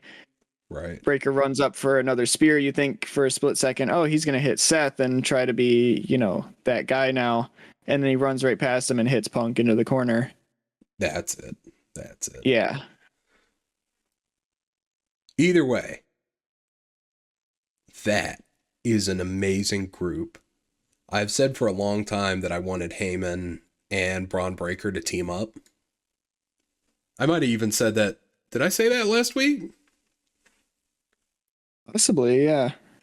But yeah, that is definitely something that I'm looking forward to when I watch Raw after we record this. Indeed. Also, real quick, what were you guys' overall thoughts on the Raw after Mania? I'm just curious. Like, I felt like it was probably one of the better ones we've had in recent times. That's what I had too. I was thinking that because, I mean, you had some returns that were cool, but you also had a lot of matches that were excellent. And just a lot of good stuff happened. Definitely. Yeah. To I steal... think it was- Oh, go ahead. Oh, sorry. I was gonna Please. say, echoing your sentiment there, that it made up for some of the lackluster stuff of WrestleMania. I think it made up for it in a couple ways. So I think it was one of the, like you said, one of the better ones we've had. Yeah. To steal a take from the Raw, one of the Raw podcasts from the Walt Culture guys from earlier this week. If WrestleMania 41 was We're So Cooked, the night after was We're So Back. Yep. Yep. So yeah, I thoroughly enjoyed that. A lot of good directions coming out of there, and we'll talk about those as and when we get to them. Oh, did we talk about the direction for Fatu? I don't think so, no. No. We're probably getting a 4-way. Big segment, somewhat of a triple threat on SmackDown, this past SmackDown, with Drew, Damian, and of course Sacramento Afternoon. Can't forget about Sacramento Afternoon. No, you can't. Sorry. So for context to that, at Backlash. Context for that. No context. No context. All right. Well, They can figure it that's it then. We'll let that sit. We'll let that simmer. Use your brains. Oh, it's almost as nice as a San Francisco morning. Can't forget about the San Francisco mornings. Yep, indeed.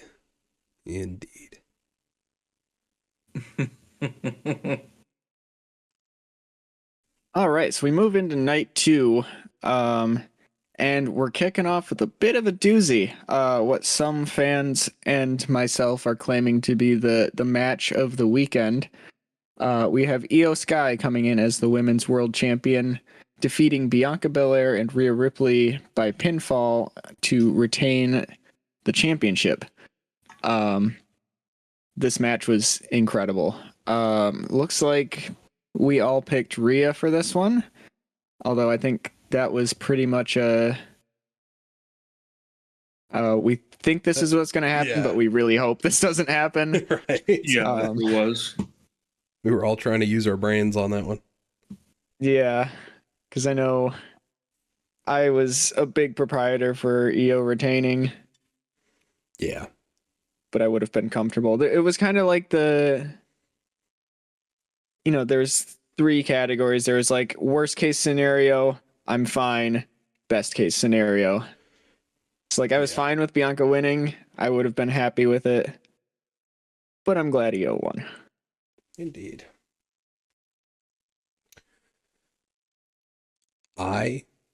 Dare I say, this is probably in my top 10 top 10 wrestling matches of all time. Wow. High, huh? I adore this match. If the triple threat on night 1 was a pretty good match, this was a perfect match. Just when you think one of them's out, they reappear doing something else. Mm-hmm. These people are hitting each other insanely hard. The couple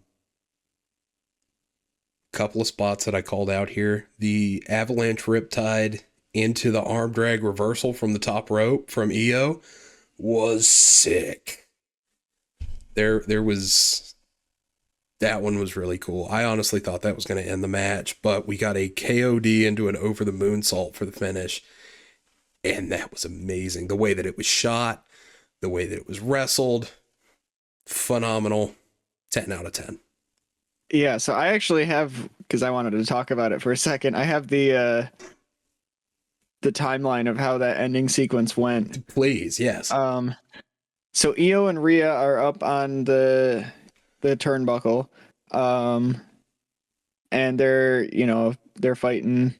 Io gets slammed into the ring post, essentially stunning her, knocking her out for a second. But then Bianca runs up to Rhea, grabs her for a KOD. Rhea slips out. They have a bit of a slugfest, and Rhea attempts to grab Bianca for the riptide, but Bianca gets out, hits her with a hair whip, then hits a successful KOD, and at about 2.5, while Bianca's pinning Rhea, Io comes from out of nowhere to hit her with a over the moonsault and win the match. And I just put in parentheses next to that little note, cinema. Yeah. An absolutely phenomenal match. The only negative note that I have written down is, why on earth are they booing Bianca? Yeah, that's ridiculous. I don't get that. But yeah.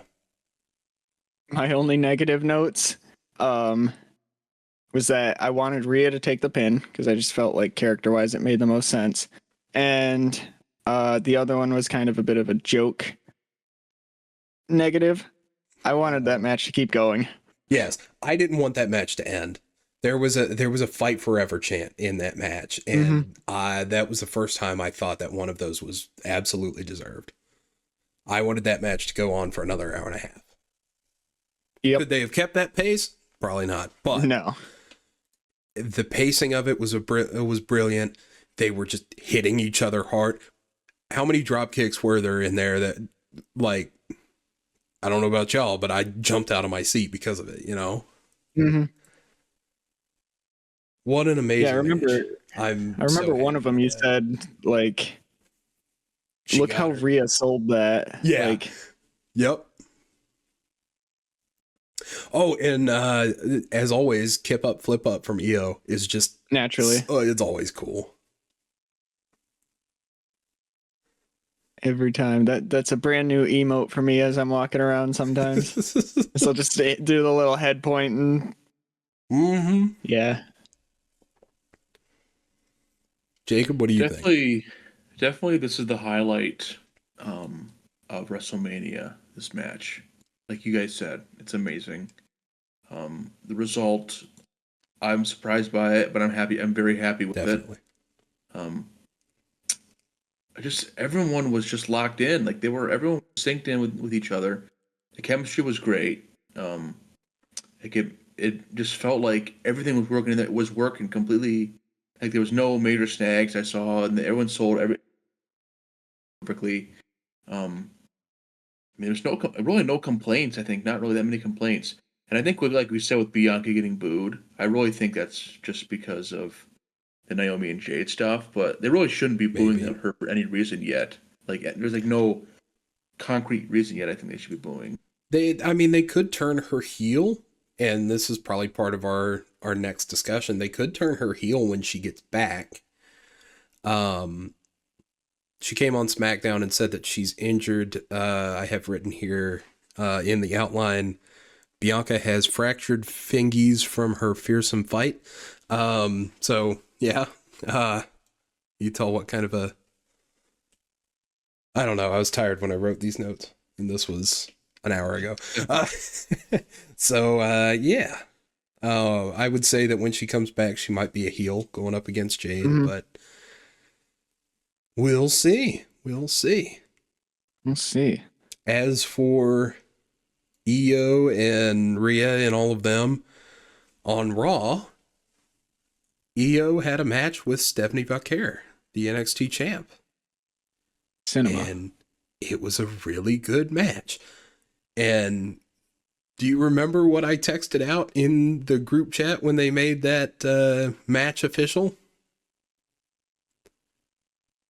I don't, but it's probably still there, and I can find it real quick. Maybe. I'm gonna look and buy some time on the podcast. Maybe. Maybe not. Maybe it's not there. Oh, this was like a week ago. Anyway. Oh, I think I found it. Yeah, what did I say? Let me see if I want to make sure. There's two. Oh yeah, no, that was the ending. Okay. Yep. I think it was. Was it the eyes? Is that what you're talking about? No. It was right before that. I texted into our group chat, I sense a non-finish. Okay. With finish misspelled because fat fingers. Naturally. Because Roxanne, who had a match with Stephanie and lost the match for the NXT champion on Tuesday, came out to cause the DQ. Julia appears. Rhea appears. Rhea seems to want another title shot. Julia seems to want to fight Rhea. Julia versus Rhea Ripley could be cool, though. Mm-hmm. And if rumors are correct, it might be happening sooner than we think. I hope so. I think... Here's my thoughts. I think Stephanie Vaquer is going to get called up sooner than later. Probably in the next draft. And that could be a challenger for Io.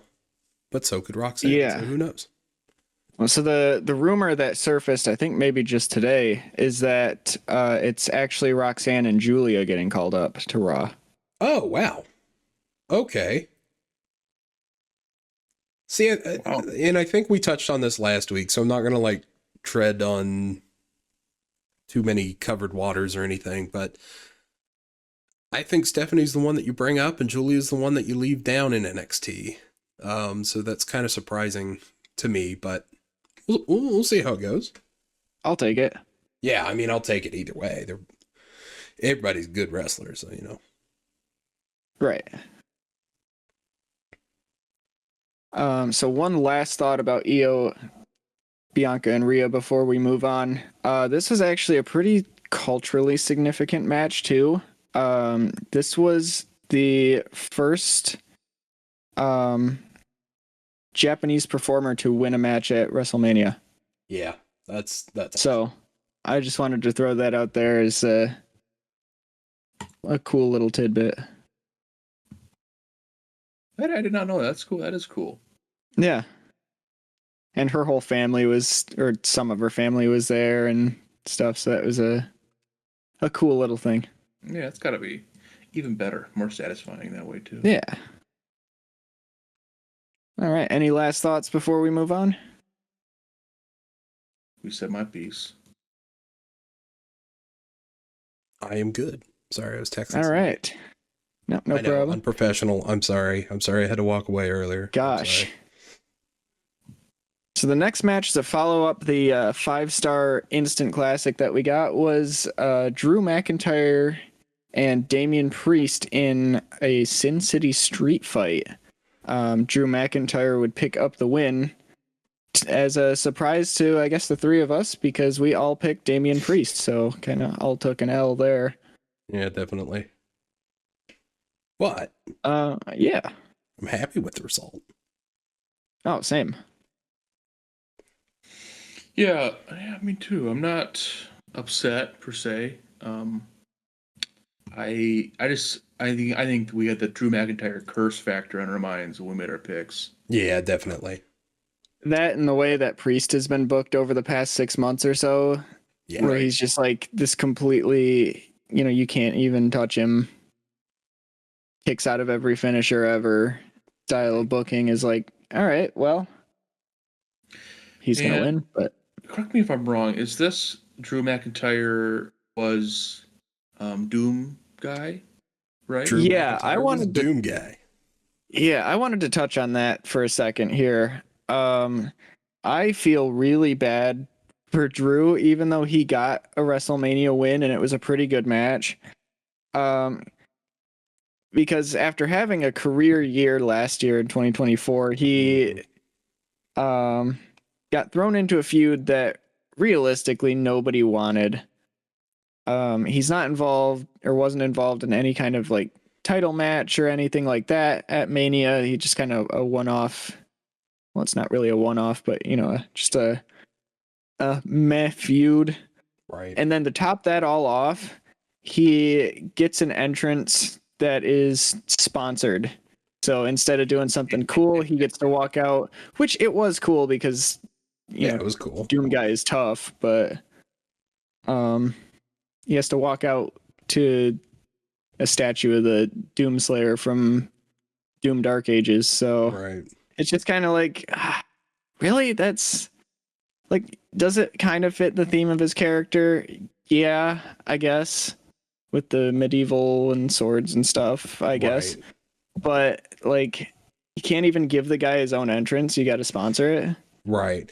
Well, I mean, it wasn't as bad as the DJ guy with Jey Uso, though, which I totally forgot happened last year with Lil Wayne.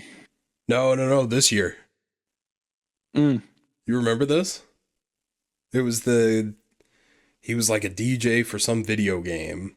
For the video game that whatever the fighting one was in the middle of the ring. Oh yeah, the Fatal Fury stuff. Yeah, and yeah, that was weird. Yeah, DJ dancers, this whole thing, and then Jey Uso comes out, and it was weird. Right. Yeah, this match was fine. I have written here a fun little street fight. Doom sponsorship was interesting. Oh, okay. All right. Context. I'm a guitar player. I have run sound for events in the past and I'm not going to say that I'm like sound guy, whatever, whatever, but I've got some experience with it. Kerry King from Slayer came out and played Damian Priest's music, and it sounded like they were running his guitar through the PA because it sounded bad. Sounded awful. It was absolutely atrocious, and I was very upset about that. For that reason, I'm kidding. Decent match, 6 out of 10. Yeah, the main memorable spot is that McIntyre did his social media thing again. Yes, that is always good. Yeah, I like that a lot. That's a good call. I feel like we're going to be booking that when we preview WrestleMania next year. Well, how does Drew do the WrestleMania tweet? Is Drew still bored at work, lol? Yes. Yes, absolutely. Who's not? But yeah, as we kind of alluded to earlier, the Drew Damian Priest feud must continue, but this time with Jacob Fatu and San Francisco Morning. Indeed. I was kind of hoping they'd be done with the whole Priest thing after this match. Especially given how it... Yeah. But like, so do you remember how this match ended, by the way? No, I don't remember a lot of this match. I remember there was a pretty decent Claymore. Yeah, there was a pretty decent Claymore while it was into a chair that was put in the turnbuckle. That was it. Yeah, that was nasty. Yeah. Indeed. Yeah, so I was kind of hoping after like the violent end of that, they'd kind of be like, all right, well, McIntyre won the feud, move on to the next. But there's always Backlash. Yeah, and I've always viewed here's the way that I've always viewed this and like fantasy booked this stuff, I guess, is that WrestleMania is the season finale, but Backlash is the epilogue. Yeah. Tie up your loose ends. Blow off whatever feuds you want to. Have some fun with it. And move on. It's like the first 2 episodes of a new season of a television show. There's still stuff that we have to address, but we need to move in a new direction. Right. There you go. There you go. Analysis. That's why you're the best analyst in the game. Oh, thank you very much. I'm not that good. All right. Well, if there's no other thoughts about Priest and McIntyre, we can move on to the next match,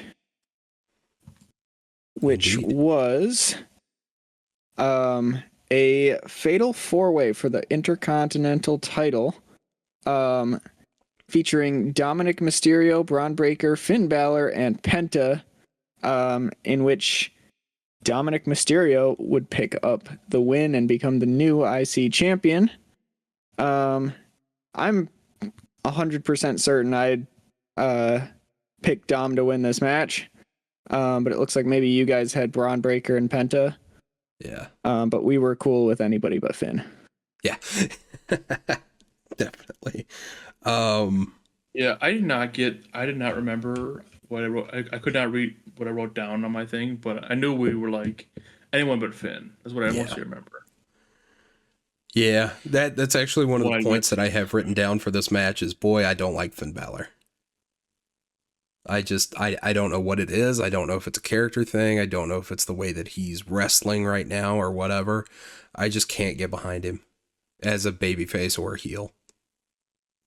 It's really weird. I can't explain it. For me, I kind of was surprised because so I kind of rooting for Penta just because I didn't think that Dom even had a chance. Like I didn't think he was even in Rome. I thought another one of those. Oh, I'm short again, shocker. But the fact that he won is crazy, and I would like to have seen Penta win, but I am not at all upset with Dominic Mysterio taking the win, and he's now officially the only Dominic, or not only Dominic, only Mysterio to win at this WrestleMania. The greatest Mysterio to ever win at WrestleMania 41. That's exactly right. Yeah, I've got written down for this one. It's a fun match, but kind of an average match. You know, I feel like I could turn on Monday Night Raw on one of these weeks where they're like, well, we need a number one contender for the World Heavyweight title, so we're going to decide that in the main event of Raw. That's kind of how I felt about this match. Some interference spots, about what we expect with the Judgment Day. Penta being on WrestleMania, that's awesome to me. And then I cannot believe how much of a babyface reaction Dominic Mysterio got. He seemed genuinely happy. The audience seemed genuinely happy. All in all, pretty good. 7 out of 10. Fair enough. Like, yeah, you mentioned the audience reaction. I think I read that when he was walking off and he ran back to the ring, that he wasn't supposed to do that, but he did it anyways. Oh, but it was great. Absolutely. That was incredible. You know, for being the guy that everybody loved to hate and boo to now finally be the guy is, that's great. Yeah. And it's awesome to see. Especially because, I mean, like, I saw his debut back in, I think it was 2020, in the Thunderdome, because COVID. The Thunderdome. Yeah, it was bad. Against Seth. And I was like, this guy's got something, but not a whole lot. Turns on his dad, becomes the best heel in the business, and he's become from somebody that you love to hate to somebody that you're just willing to love. And that's awesome. Oh, yeah. In like all in one night too. That's the other thing. Yeah. Because he came out, obviously to his normal boos. And then at the end of the match, we're all just like, yeah, this is great. Yeah. Man, I just got a little bit of goosebumps. I'm not even going to lie. I know. It was a good match, a good moment. And yeah. Yeah, because I've been a big Dom fan over the last, whenever they started running the Liv Dom storyline back last summer. I was like, oh wait, I really like Dom. Hold on. Yeah. And then, since then it's kicked up a notch, and so I was over the moon. I was so thrilled when he won. And definitely. I'll tell you what, when he turned on Finn, when he, kicked him onto the ropes for the 619 and whatnot, and failed, I thought that's where they were going to be like, okay, well, there, time for the turn. There goes that. Dom's not going to win anymore. He had his opportunity to pick up a win with the pin on Balor and then didn't. Right. But he did.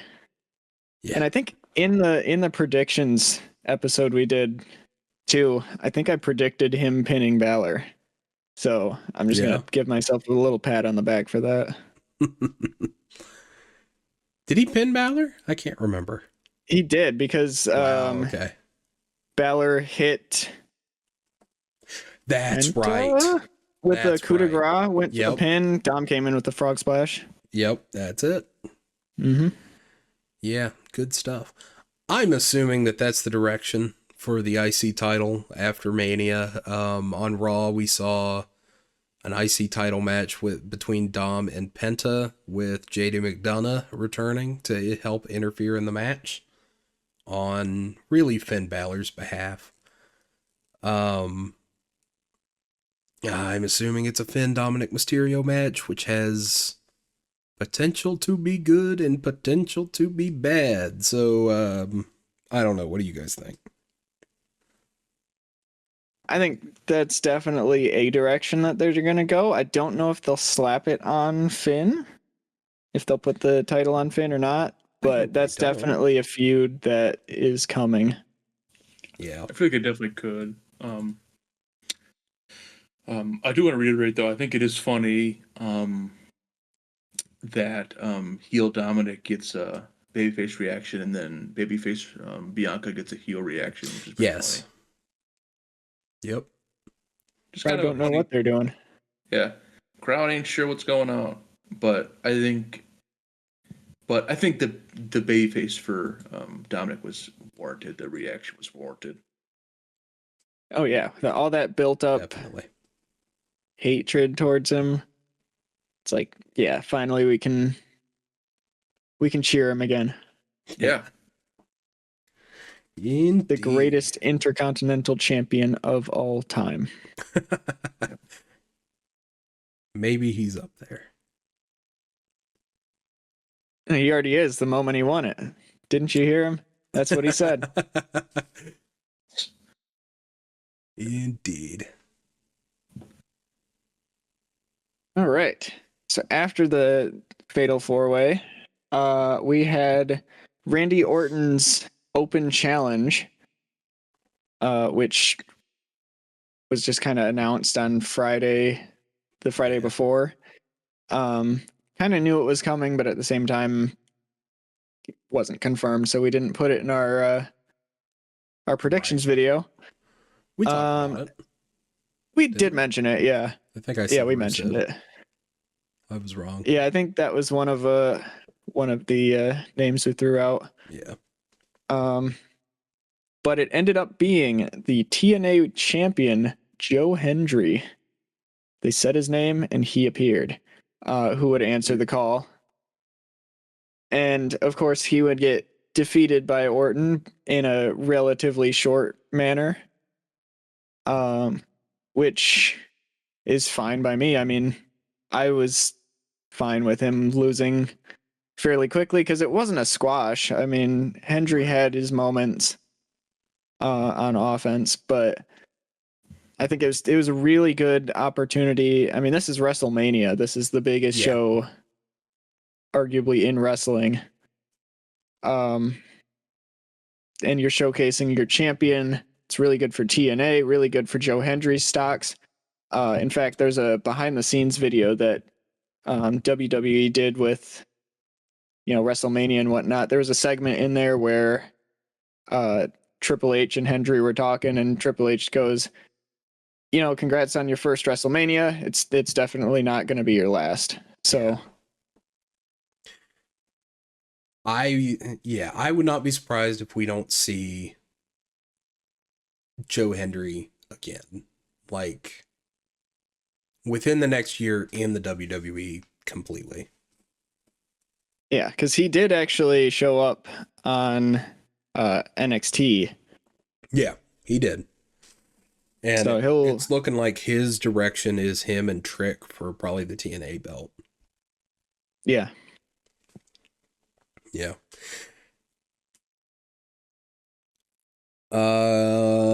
Okay. I have followed Joe Hendry kind of loosely in the periphery on the indies and stuff like that for a couple years now. This was a really nice moment to see. Just somebody having a good day at work. You know what I mean? Right. But it was also a pretty good comedy match with that caveat, the asterisk or whatever you want to call it. It was a comedy match. I was fine with it. It was a really good angle. I think that you got Hendry over. I don't think he got as much in there as he should have needed to, but it was fine. Ultimately, I was happy it wasn't a squash. It was a fun match, fun angle. I have written here, as a match, probably a 4 out of 10, but for what it was, probably an 8 out of 10.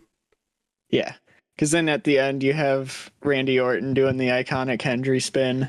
Doing the Hendry spin. Yeah, that was great. That was great. Randy meme Orton.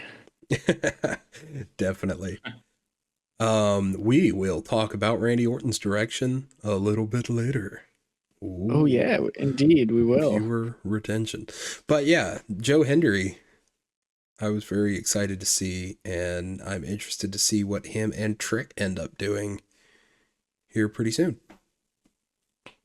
Yeah, should be interesting. Hey, when we were... Oh, sorry, go ahead. No, I was just making sounds. Go ahead. Gotcha. I said, well, when we were like right before it happened, like when we were like predicting, or like I was like, I'm watching be Joe Hendry, and the fact that I got Yeah. that guy's name. Yeah, that was great. Yeah. I'm very happy with that. I'm glad. I'm glad you got. I'm glad. I mean, it's a bummer it was short, but I get it made sense that it was short. I mean, of course it was, right? But Right. also just glad to see him in WrestleMania. Like that was just a great moment for him. Great moment to just for longtime viewers of him. Like you said, Garrett, Right. just a great moment all around, and happy for him, and hope he gets more opportunities. Yeah. It was kind of a bad situation with the Kevin Owens injury, because we knew for certain directions that are going to become apparent momentarily, that Randy Orton needed to win here at Mania. And when Kevin Owens was out, it was like, okay, who do we put in the slot? So we give Randy the win at Mania so that he's got the claim to this next angle.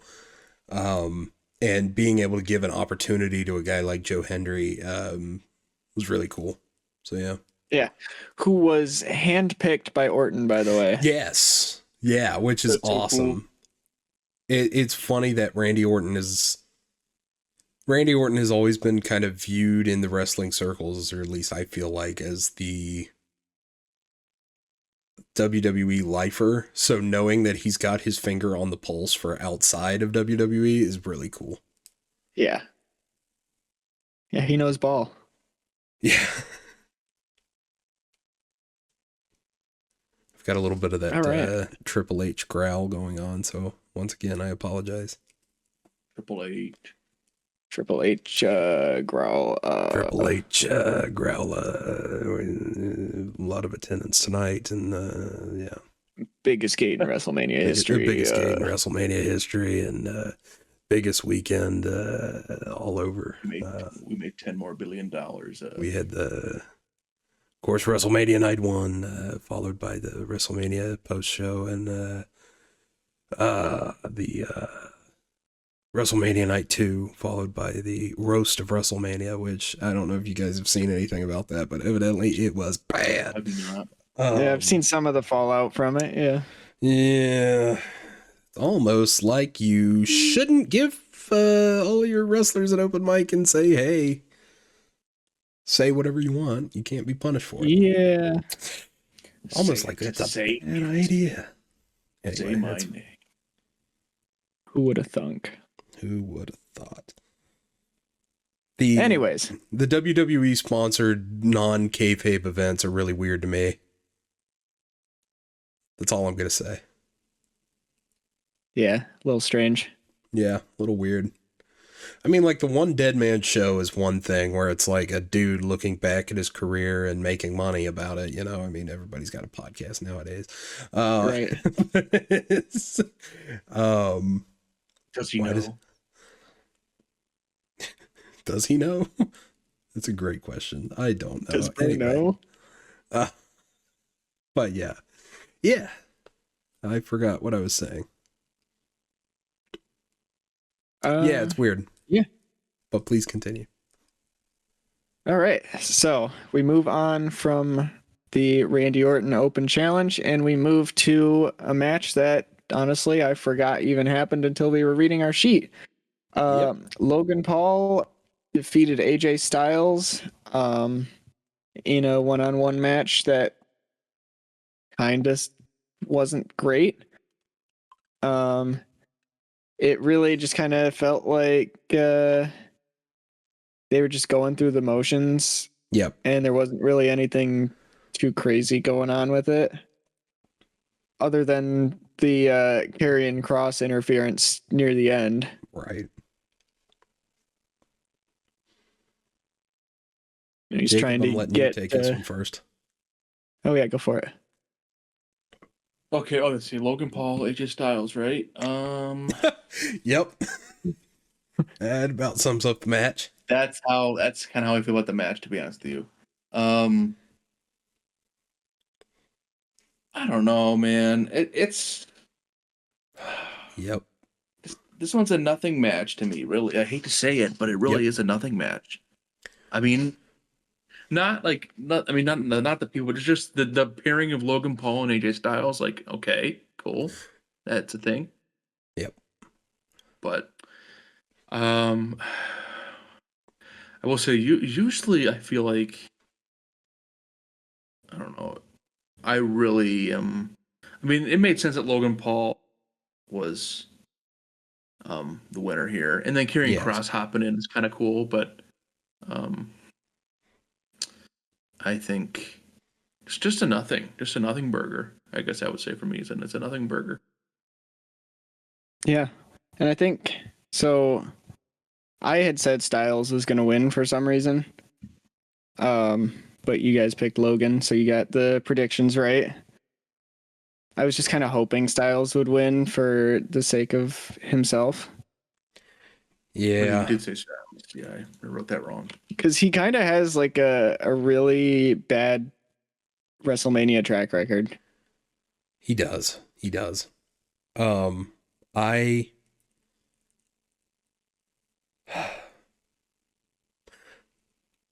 Logan Paul, this is probably the worst match that he's had. Just because it was like aggressively boring. Yeah. I like, full disclosure, I don't remember anything about the match. I barely remember the finish. 2 out of 10. Dang. Yeah, I had peek behind the curtain here. I had 3.5 written, but the more that I sit here and think about it, 2 out of 10. It's very forgettable. It is definitely. How sad. It was good to see Cross be involved with it though, because he's been the best part of the feud. Yeah, that should have been the match at Mania though, is the AJ Cross feud. Yeah, I don't know why it wasn't, other than to get your To get Logan your Paul. sponsor. Yeah. Get your sponsor in the ring. Yeah. Let's here, fun little game. I know. Anyway,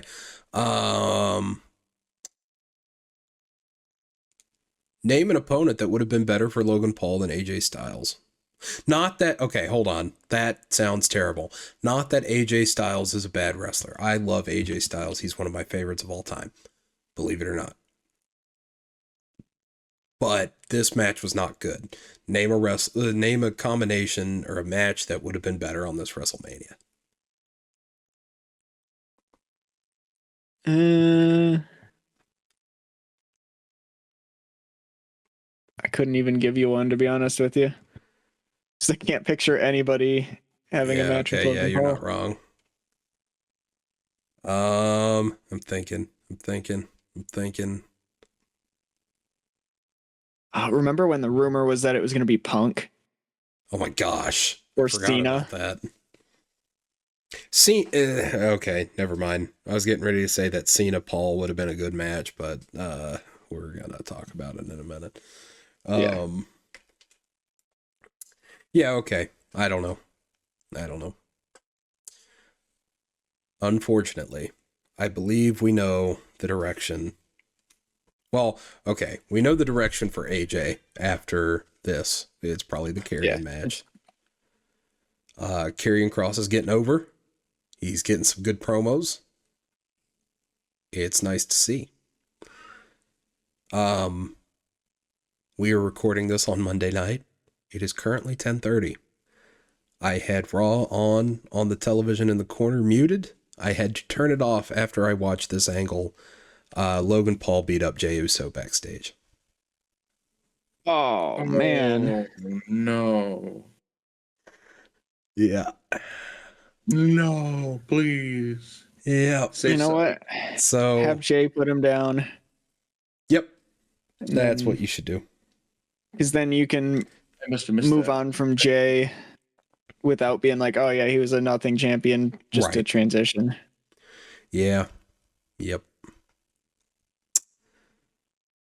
That match is either going to be like...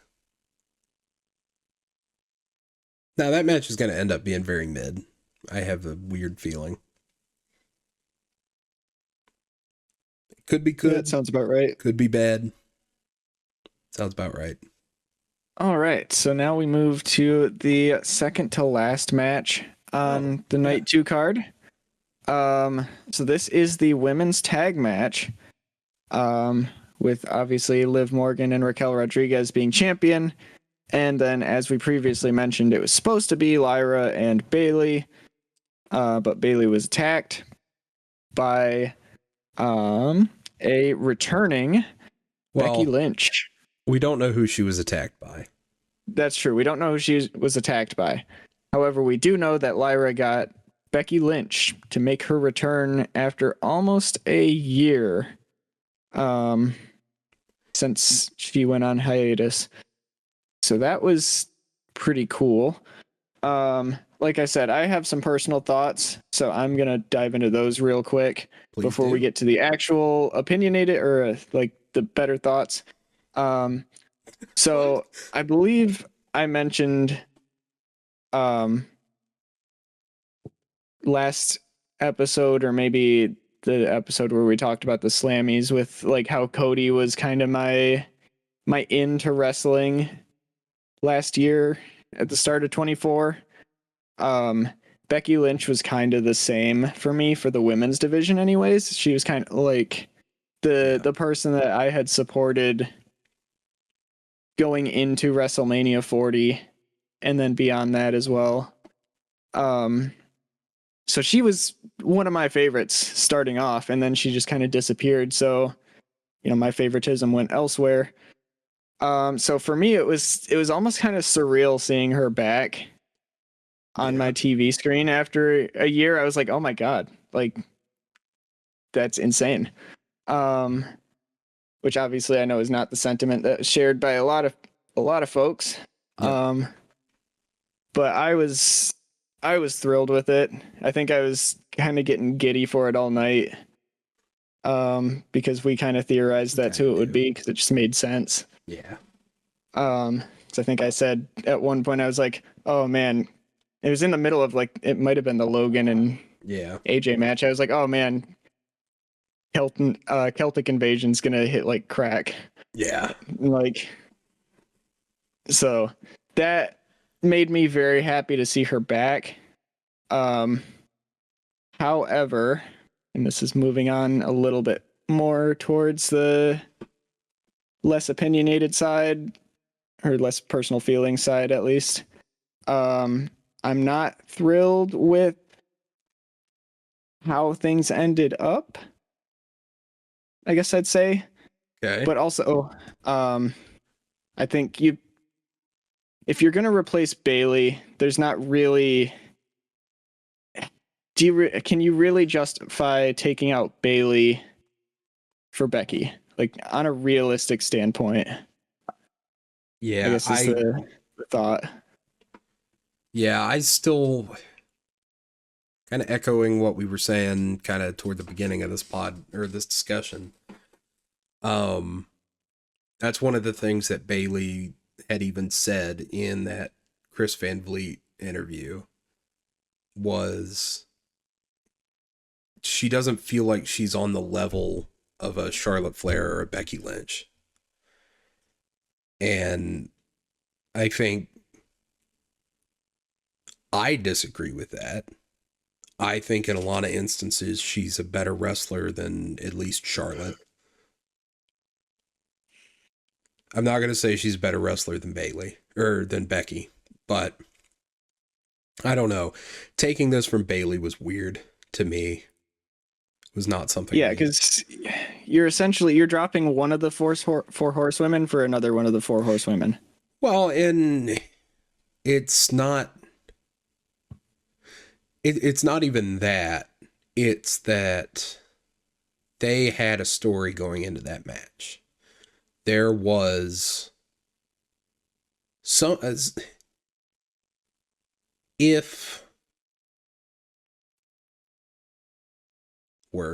trying to formulate. If Bayley had not been replaced in this match, would the match have been any different? Probably not. Would the angle on Monday be any different? Probably not. And it would have made more sense. So the angle on Monday, I'm going to quickly cover that, and then we'll get Jacob's thoughts on the match and everything else.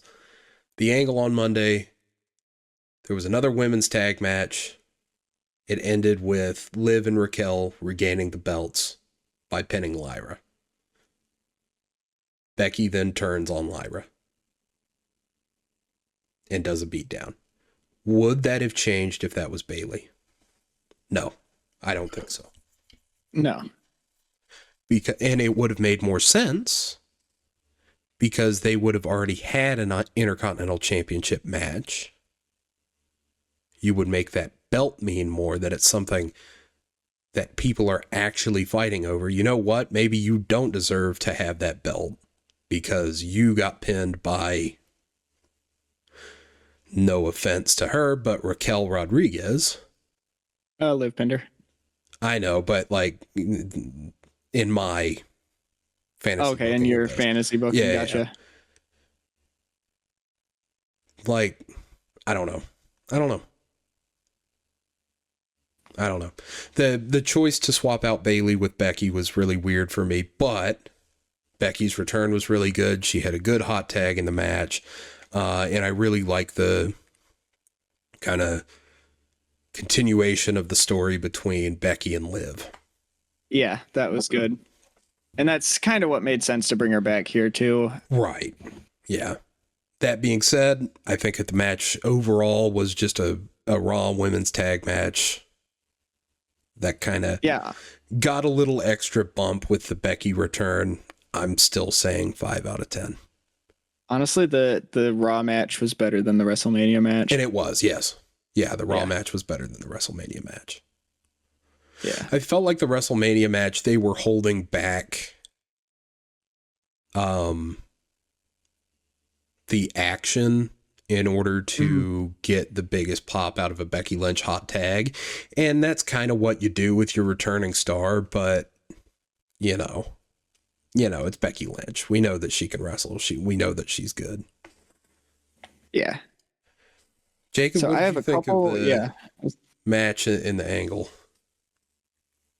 Well, I'm glad that we got to see Becky Lynch make her return. It's a bummer that it came at the expense of Bayley, but I'm glad that we're seeing her again, and she's been on a couple times afterwards as well. So it seems like she's gonna be here to stay for a while, or at least be more consistently appearing. I'm glad. I'm also kind of split on how I feel about them winning. I think it's I don't know, I think it's good just for Becky to come back on a high note. Yeah. I think that it's definitely kind of needed, like just to kind of show people like who forgot. Like if you forgot how good Becky was, then we're about to show you right now, kind of thing. And but yeah, I think overall pretty good match, and I think right in the middle, like kind of like a 5 out of 10, like you said. I think it's like an all right match. Yeah. Yeah. So I have a couple more thoughts about this that I just reopened my notes and looked at. So on the night, I was like, yeah, that's a pretty good match. I'm happy with it. And I'm still there to an extent. The big thing that really annoyed me, though, looking back now, is how much they just had Liv running from Becky for the vast majority of that match. That was a thing. Which, like, for her character is kind of on brand when she gets up against someone who isn't, is at a higher caliber, like your Rhea, like your Becky, stuff like that. She does tend to, back off a little bit and get less aggressive. But it was just kind of like, this is WrestleMania, you want to have your talent put out their best showing. Yeah, and this is Liv, who has been on fire the entire year with her wrestling ability, so you're going to have her run away for half of the match? Yeah. Kind of whack. No, I see what you're saying, but again, it makes sense in character. Well, even then, though, I mean, in storyline, maybe it kind of does, maybe it kind of doesn't, because, I mean, in the time that Becky's been gone, Liv has been a dominant champion, has improved so much in the ring that she might be able to say, you know what, Becky, you ain't nothing, and Right. I'm gonna kick your rear end. But I mean, it kind of makes sense. Yeah. Especially as like a unexpected return, kayfabe unexpected, but Right. because Liv's been on the whole, yeah, I retired Becky Lynch, so she's like, yeah, she's gone, no threat of her anymore, and then Right. she comes back. So, like, again, I get it. I'm just not thrilled with it. Yeah. And then the other big complaint that I have is that honestly, this match shouldn't have happened in the first place. The tag match? Yep. The first one or the second one? I mean, both, but I guess in that sense, the first one, the one actually at WrestleMania, I feel like just shouldn't have happened. How so? I think you have Becky come back a little bit earlier. Like, I know they were having creative issues, whatever, like that, to get her back. But in my La La Land headcanon, you figure out a way to get her back earlier. And then you have the IC match at Mania. Her being Becky to have the IC match with Lyra? Yes. Oh, I just always assume that you're talking about an Alexa Bliss return. Oh, well, give me 1 that would second work on too. that, because No. that is part of this thought. Yeah, we'll talk about your thoughts there in a second, but continue. Yeah, so I think you have, I mean, you could even do a Rumble return, but sometime in, like, before WrestleMania, you have Becky return. Maybe do the same thing that you did. Maybe have these two go up against Liv and Raquel earlier this year. Right. And have the same thing happen where, Lyra gets pinned, Becky gets angry, and they have their feud, which you can have at WrestleMania. And then you can, if you want to still run a tag match, you can with Liv and Raquel, and then you could have it against like a legit tag team like KC2 or a returning Kabuki Warriors or something along those lines. Yeah. Or, you run with the angle that I had thrown out there for several minutes last episode with the Liv and Alexa thing. Yeah. Or you could combine the two thoughts, put Alexa and Nikki Cross together, and have There's them your in the tag tag match. match. So that's my little rant, is that this match should not have happened at Mania. Yeah, you needed to have Liv on the card. And Absolutely. I enjoy the Liv Raquel pairing as much as I'm not as big of a fan of Raquel as other people are. But I like the Shawn and Diesel dynamic there.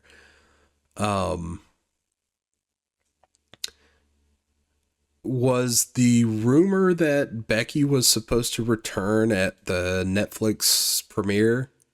Yeah. And then that didn't work out because of the dead man? Mm-hmm. Well, allegedly. But at that point, you probably would have had like what? Becky versus Rhea at Rumble. Yeah. And then somehow she pivots to Lyra, maybe. Yeah, somehow, some way. Yeah. I don't know. I feel like the turn was just too quick. Like, I feel like we could have gotten it, as much as I don't like the idea of prolonging the tag team breakup or whatever, like I complain about with the Judgment Day all the time. We could have seen a good couple of months or a good month to Backlash with a Liv, Raquel, Lyra, Becky rematch there instead of the Raw after Mania. Done the turn there. Could we have made it to SummerSlam? Maybe. Maybe not. definitely not now. Yeah. I always forget how much earlier SummerSlam is this year. So like every time you say, "Oh yeah, make it to SummerSlam," I'm like, "You're really gonna go 3 months?" But it's Is it not June? anymore. I think it's in July. Oh wow. Okay. I want to say it's in July, but I don't quote me Yeah, on because that. Money in the Bank's June 7th. June 7th. Yeah, because that's the day of the Worlds Collide thing too. Mm-hmm. Oh, I want to know who they put Vikingo against. Genuinely, that guy is awesome. Anyway. Do we want to go through the miscellaneous things that have... Well, first of all, does anybody have any other points they want to make on Becky Lynch, Bayley, Lyra, whatever? I think I've covered my bases. I mean, I could probably talk more, but... Okay, so here's what I'm going to do. I'm going to talk about some of the random miscellaneous things that have happened after Mania on the SmackDown and the Raw after Mania. We'll talk about the main event, and then we'll talk about some of the direction going out of the main event. Just because this stuff isn't related to anything, we'll end on the discussions high note of the John Cena Cody Rhodes match. Does that sound good? Yep. The discussions high note, maybe not the events. So on Raw, the other miscellaneous thing that has happened, on Raw at least, was that Rusev made his return to beat up the Alpha Academy. I like Yeah, that Rusev. was odd timing. It was an odd place to debut him. It was an odd debut. But he destroyed Akira Tozawa, and he nearly destroyed Otis as well. So, kind of cool. I forget what they're calling the finishing move or the submission move now. Did anybody catch that? But I didn't like it. I didn't like it as much as in AEW it was called the Game Over. It was a cool one. But kind of speaking to he'll be a good big guy. I don't know how far up the card he's going to go. I'm interested to see what they do with that. Any thoughts on the Rusev debut? Not really, to be honest, other than that it was kind of an odd spot, and it was cool to see him walk in and just wreck everybody. Yeah. But like having him come in at the start of a tag match was, especially if he's not going to be in a tag team, which I don't think he will be. He shouldn't be, unless it's another big guy. Right. Rusev, Jeff Cobb? I'm going to pretend like that sounds exciting and like I know who Jeff Cobb is. Okay, no, that sounds exciting to me, but I'm also a Mark, so it's fine. That could be cool. It's not going to happen, but that could be cool. Jeff Cobb is a big guy wrestler from New Japan that just left. Gotcha. And is presumably heading to the Fed. To the Fed. To the Fed. I just realized that I'm the one that is introducing all of these. I was sitting here waiting on you to do it. Okay, so that brings us to SmackDown, where we have yet another debut or return of Aleister Black, who returned to take out The Miz. Because reasons. That'll be a fun match at Backlash, I'm assuming. Or to main event of SmackDown. Miz is going to get his head kicked off and it'll be great. Oh, yeah.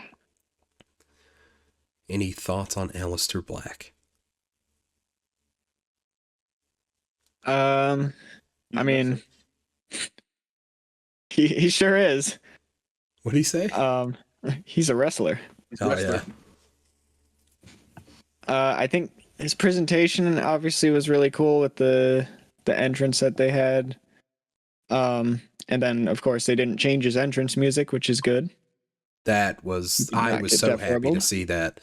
That was his music from NXT too. That wasn't like, Right. and like I think he had it on the main roster in like 2019 when he first got there, but they changed it really quickly. So good to see. And then it's interesting to see he's still running with the I bit too. Yeah. I mean, But I mean, if he's gonna come back as a character, you gotta stay consistent. stay, yeah. That, and I think that the eye thing happened in WWE before he left. It did, yeah. Yeah, so yeah. I'm excited about Aleister Black. He is 1/4 of one of my favorite matches of all time, as I kind of talked about last week.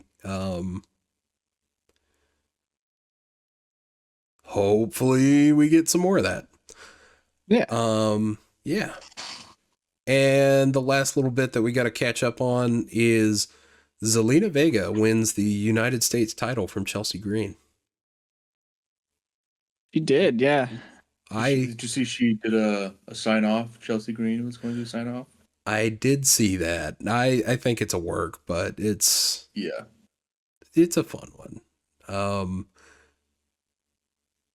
What do you guys think? I'm happy to see Zelina with the title. I've always liked Zelina. I think she should have won the IC instead of Lyra, but I know she wasn't even in that tournament, but like if I was booking it, you know. She was in that tournament. Was she? Yeah, she was in the first round with Lyra and whoever else they had going on in that. Right. Was that maybe Ivy Nile? All three of our picks were all in one match. I remember that. Yeah. Yeah. Yeah, so. Okay. But yeah,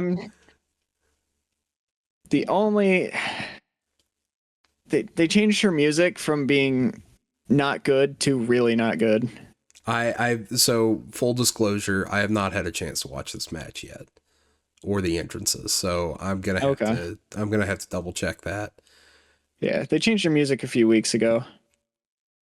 Yeah. But shows you how long it's been since I have watched Smackdown and paid attention to that.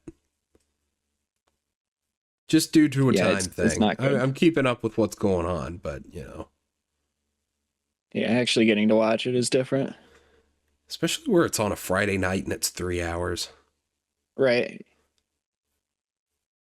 Yeah, because like I get home from work at like 7:45, and then I'm like rushing to make up a quick dinner and stuff before the show starts. And sometimes I just like driving home from work, and I'm like, man, I really don't want to watch SmackDown tonight. Just kind of want to chill. But, which doesn't help that, at least in my opinion, Raw is a better show. Oh yeah, Raw has consistently been the better show for a while now. Yeah. And also the fact that, you know, maybe I would skip SmackDown from time to time if I had a way to watch it back. But don't have that in the US of A. Oh, are you just running on cable then? Yeah. Okay.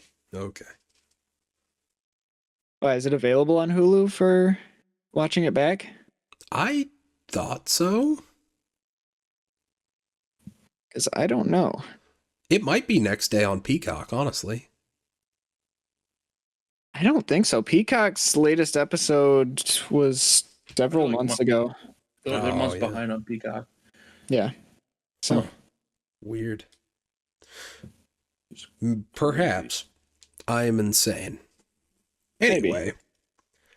Yeah, Zelina Vega, nice to see her have a belt. Jacob, thoughts? Yeah, I mean, Chelsea Green had that for a long time, it felt like, so I think it was about time to change hands. And I'm glad it was Zelina Vega. Indeed.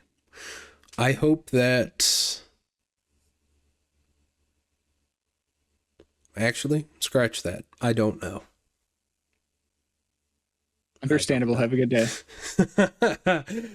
What I was going to say was I hope that Chelsea keeps somewhat of a similar character, but it kind of doesn't make sense if she's not the US champ. Right. Yeah. Yeah. Yep. guess that catches us up from there. Do you want to bring us in for the main event of WrestleMania? Let's do it. I would love to. I'm ready to talk about this one. I can sum my thoughts up about this one in a couple words, so I'll lead us off with the thoughts. So the main event was Cody Rhodes versus John Cena, a match in which John Cena won his 17th WWE title to surpass Ric Flair's record. And this match was not good. So the one sentence or the one little thought that I have written down, I went into this match and was going into this WrestleMania as a big Cody fan, expecting to shed tears at the end. But instead I walked out and was incredibly angry. Yep.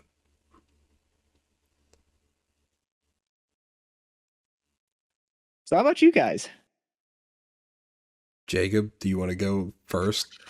Because I'm probably going to have a mental breakdown on the podcast here. Yeah, I can if you want to go last. I mean, what are we doing? Like, seriously. What are we doing? And I don't want to hear any of that. Well, John Cena is going to make it bad because that's what he wants. He wants wrestling to be bad. It's like, well, I don't want that. So John Cena, lock in, bruh. Lock in, please. I don't want to see you ruin wrestling. That was not a good viewing experience at all for me. I don't care if it was part of your character. That's upsetting to me. Like, that's, oh my gosh. Like, I do want to interfere with you here for a second because of that thought, because I also have something written down for that. So Cena's whole thing with ruining wrestling is, taking what we know as the prestigious championship and all that, and taking that with him and making us start fresh as the WWE. It doesn't mean he's going out there to perform poor matches and make us hate wrestling like that, which is what a lot of people who are defending this match are saying. It's like, oh yeah, he's supposed to, not entertain us and make us hate wrestling. That's his character. It's like, no, he even went on I don't know if it was Pat's show or something like that, but he went on a show and clarified what he meant by ruining wrestling. And it wasn't to put on a poor match. So sorry to cut you off, but I wanted to throw that in there. No, that's okay. I'm glad you did, because I might have a mental breakdown too if I kept talking. So, well, if that's the case, they blew it. They absolutely blew it. And then you have Travis Scott coming up, and okay, fine, that's part of the feud right now, so I get that. That's fine. How does The Rock not show up? How is he not there? Like, there's no way he's not there. Like at WrestleMania Night 2 main event, he's got to be there. In a story that he essentially created. He's got to be there. Like, that's ridiculous. Like, what's he doing? Like, that's just insane to me that he's not there. I mean, jeez. Like, and then why is it when Cody goes for the finishing kill, right? Why is he hesitating? I'm so glad you said that, because I have that exact same thing written down. Why? There's no reason to hesitate. Like, okay, it's John Cena, but it's like, well, John, your enemy's right. Why are you hesitating? Right. And like, what voodoo magic did he do? Like, what did he do that made you hesitate? Like, that's not what Cody was supposed to do. Like, he didn't hesitate any time in the KO feud. He threw that man through a ladder with an Alabama slam with no hesitation. But he can't hit Cena with a title, because I don't know. Man, they totally botched this one. Like, when I said that there was some stuff I didn't like about this WrestleMania, a lot of it's about this match. Yeah. And a lot of it. It's just Travis Scott. I mean, I'm not against it. I mean, Travis Scott got Cody Cutter, that's pretty cool, I guess. But right. Why is Travis Scott The Rock not walk up together? At least have that for me. At least have that. Like, yeah. They blew it. That was even the post game, even Big E in the post show was like, I kind of Yeah. Yep. like, and Big E knows ball, so I mean, Man, if only he was a professional wrestler for how many years? Oh, I miss Big E every day. Okay, I got my rant out. Sorry, you can go into your rant now. No, honestly, I think you touched on a lot of the points that I did. Okay, before I get started on my thoughts, retroactively, I have decided that the Logan AJ match does actually get a 3 out of 10. Okay. So, because I put it in comparison with the Lyra match, and I put it in comparison with this match, and I have decided that it is a 3 out of 10. So I apologize for my harshness toward AJ Styles. I apologize. Cena versus Cody is a 0.5 out of 10. Yup. Holy moly, that's brutal. But I think I said this on a Discord call with you guys. I feel the same way about this match that I had not walking out of, but after the airing of the Seth versus The Fiend match at Hell in a Cell 2019. This feeling of pure, what in the actual heck did they just do? And I'm trying to self-censor myself here, which I did not in my notes, and it's not good. The wrestling was slow. It was meandering. It was reminiscent of John Cena versus Austin Theory at WrestleMania 35, which is one of the worst matches I've ever seen. It was nowhere near as infuriating as this, which is why it's probably like a 3 or a 4. I'd have to go back and rewatch it. Travis Scott should not have been there unless he was wrestling at Backlash or The Rock is with him. Period. And we'll talk about the Rock. I have notes from The Rock at Pat McAfee. Cody Rhodes should not have freaking hesitated, like Jacob said. He killed Kevin Owens on a ladder with an Alabama slam. Like, point blank. And he didn't even check in on him after the match. A slow Yeah, so what? Now he's like some kind of saint that won't cheat in a wrestling match, won't do anything wrong. He's been teasing a heel turn for how long? 6 months since he won the title? Yeah. Homelander Cody, man. Right. And that could have been an excellent direction. That was allegedly the direction that they were going to go in, according to The Rock. But they wanted to go into the Cena direction, which I think that the Cena heel turn is still one of the best angles of all time, but that is getting diminished because of how, I'm going to say it, we're this late in the podcast, and this is still considered PG cussing, how piss poor this match was. I'm so glad you used that phrasing because I have that in my notes. Yeah. Exact phrasing. Yeah. This is just annoying because it was so slow. It was so meandering to the point that I'm like, he slows down the five moves of doom, right? And I can't tell if he's slowing it down because he can't go at the speed he used to, or because it's a heel thing to do. It's a fun concept to slow it down for as a heel move, but it was not executed well at all. And I even have written down here, for a heel 5 moves of doom, see CM Punk versus Eddie Kingston at Full Gear 2021. Yeah. Last bullet point before we talk about the direction of things and the John Cena run ahead.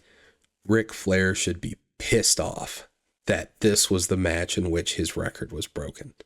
Now, we can sit here and argue about, well, Ric Flair actually won 20 world titles, just, they're not recognized by the WWE. It doesn't matter. WWE writes the history books. They are saying that John Cena is the greatest of all time.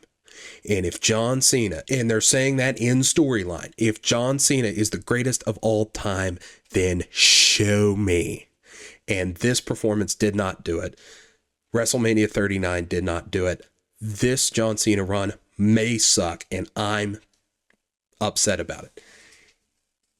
I was getting ready to say some words. If this match was supposed to be bad, number one, do not do that. That is not good. Yeah, that's dumb. The only way that you can recover this, that the match is supposed to be bad and all of this, is if in December, hold on, December, I'm going to give a precise date as soon as I pull up a calendar.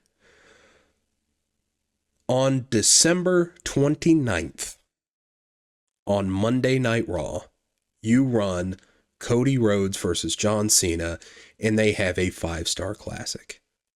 And Cody goes over.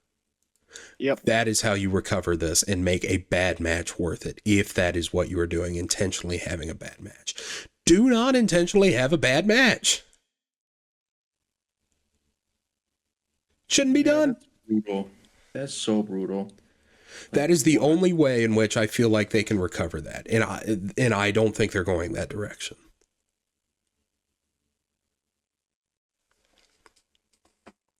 Nope. Okay. Let's talk about The Rock. Oh boy, let's talk about him. The Rock states on a Pat McAfee interview, we'll go from least needed for it. Okay. The only reason that Rock was at Elimination Chamber, according to him, was because he was called by the TKO CEO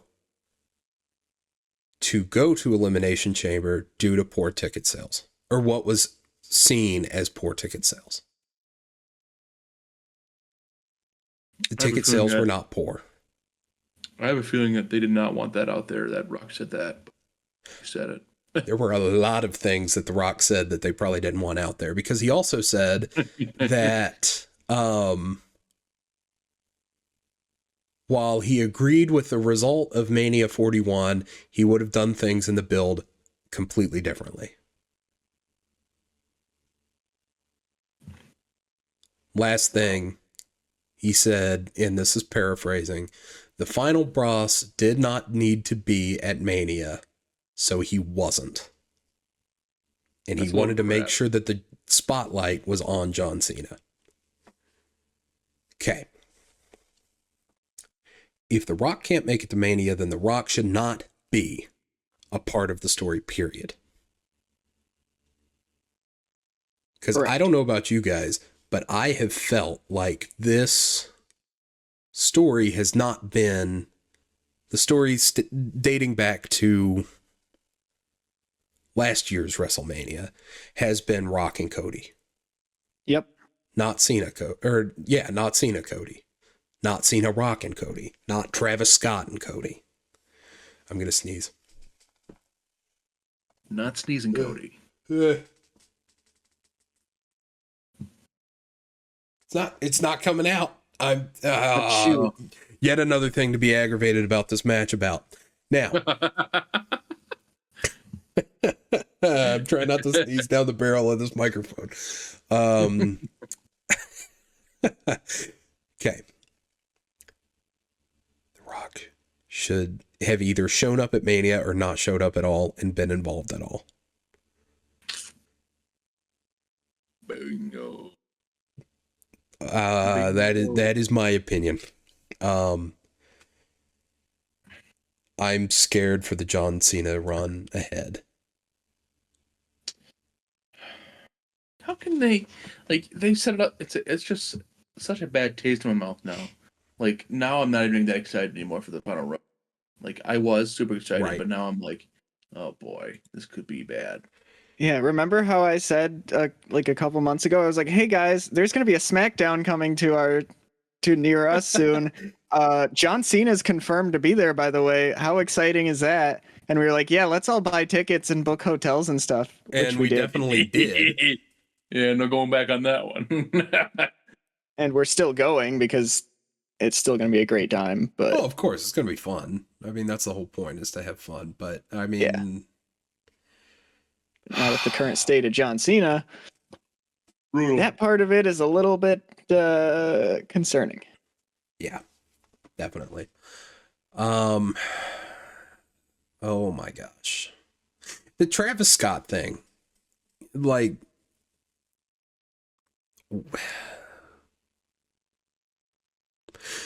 Cody looked terrible in this match because of the amount of time. Okay, because of a couple things. Number one, John Cena's wrestling, period. He did not perform well in this match. To the point that, again, I use the phrase slow, meandering, lumbering, not good.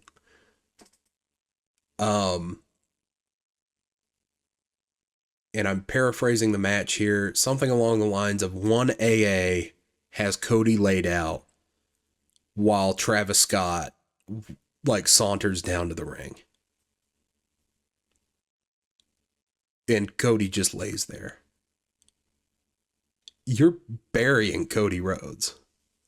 Like, I don't like to use that phrase, but like, dude, it's not good. That's textbook. Yeah, it's a textbook burial. I mean, it's akin to Steve Austin coming out during Lance Storm's match on, I want to say, Raw in 90 something, and saying that his wrestling was boring. You're burying the guy. Like, maybe it's not as bad as that, but like, dude, this is Cody Rhodes. The guy that, I mean, I don't know about you guys, but we got a little emotional about at WrestleMania 40, or at least I did. Yeah. I bought 2 WrestleMania posters. Guess which ones they were? 39 and 40. Making sure that my boy, Cody Rhodes, was on the front. I don't know. I didn't like this match. Oh, really? I had no idea. What makes you say that? I mean, what makes you say that exactly? I don't like it. And I'm not happy. 0.5 out of 10, it might be generous, honestly. For a second there, I thought about doing 0. But the redeeming qualities was the crossroads to Travis Scott. Yeah. On a cathartic level. Best part. But that was about it. That and Cody's entrance. And Cena's entrance was cool too. Oh, yeah. True. Yeah, both entrances were really cool. Yeah, in their own way. Cena's was very clever too. Yeah, I like the no color, just text John Cena. My gosh. See, that's how you ruin wrestling. Yes. I don't understand. So anyway, does anybody have any fun? Oh, wait. I'm not even going to read this whole thing. John Cena versus Randy Orton at Backlash in St. Louis. I am more concerned about this match than I thought I was going to be. Yep. Yeah, at first when, Raw after WrestleMania, Randy Orton RKO's Cena, I was like, oh, that's sick. Let's go. I'm so thrilled about that. But then thinking about how the match was with Cody, now I'm just like, oh. How much, okay. I think that the question here is, how much weight is and this is almost like a backstage politics discussion as much as it is like a wrestling discussion. How much weight is Randy Orton able to throw around in these booking meetings versus Cody Rhodes? Because I almost feel like Cody, like, okay, you got your moment last year. This year we're doing what we want to do. And this pure speculation on my part, and I'm sure there will be documentaries and all this other stuff that will paint a particular narrative that the WWE wants you to have. But yeah. Yep. Yeah, so ending on a good note there. Yeah, I guess. I hope that babyface Randy Orton can carry a heel John Cena through a half-decent match. And if... Maybe. I mean, Perhaps. This Randy Orton run has been, I think, Randy Orton's best run in his career. Matches with Gunther, things like that, but those are all dance partners who can provide really good matches. My gosh, I'm like using a whole bunch of wrestling parlance here. I am scared that this John Cena run is going to be terrible. But you know what we get to look forward to? We get to look forward to Seth Rollins and Paul Heyman as a heel. Yep. I'm very excited for that. That is going to be excellent.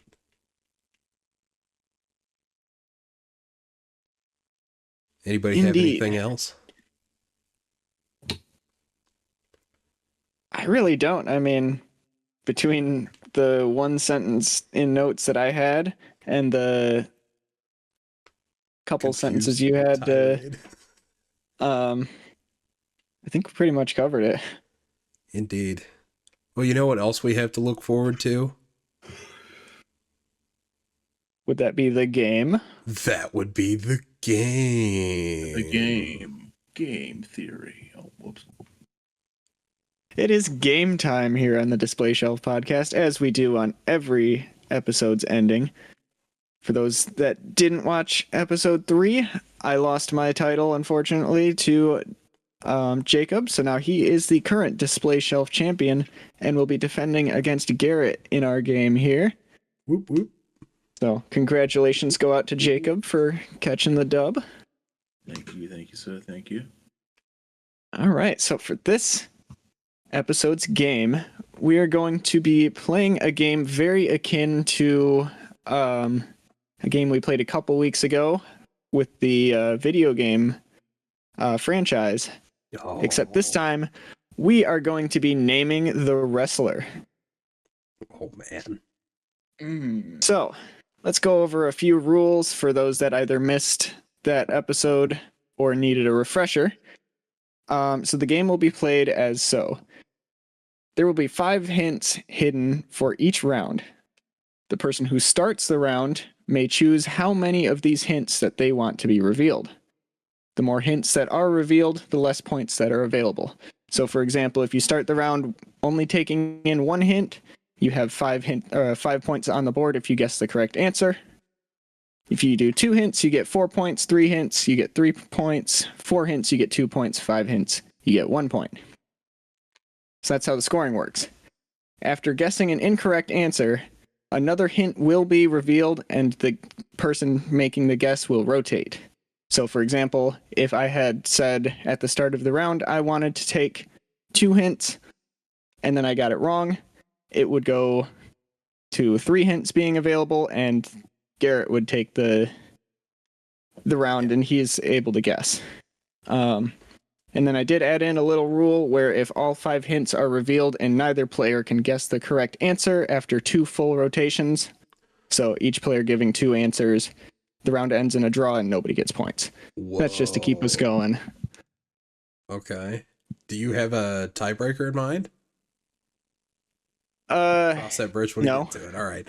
We'll get there, because realistically with this style of game, I don't think there will be a tie. Yeah, you're right. But yeah, we'll cross that bridge if we come to it. So, for your rounds, all superstars featured are currently listed on the main roster, so they are either signed to Raw or SmackDown. Question. Yes. When you say that they are currently featured on the main roster, you mean that they are on Raw or SmackDown according to the WWE website? Yes. Okay.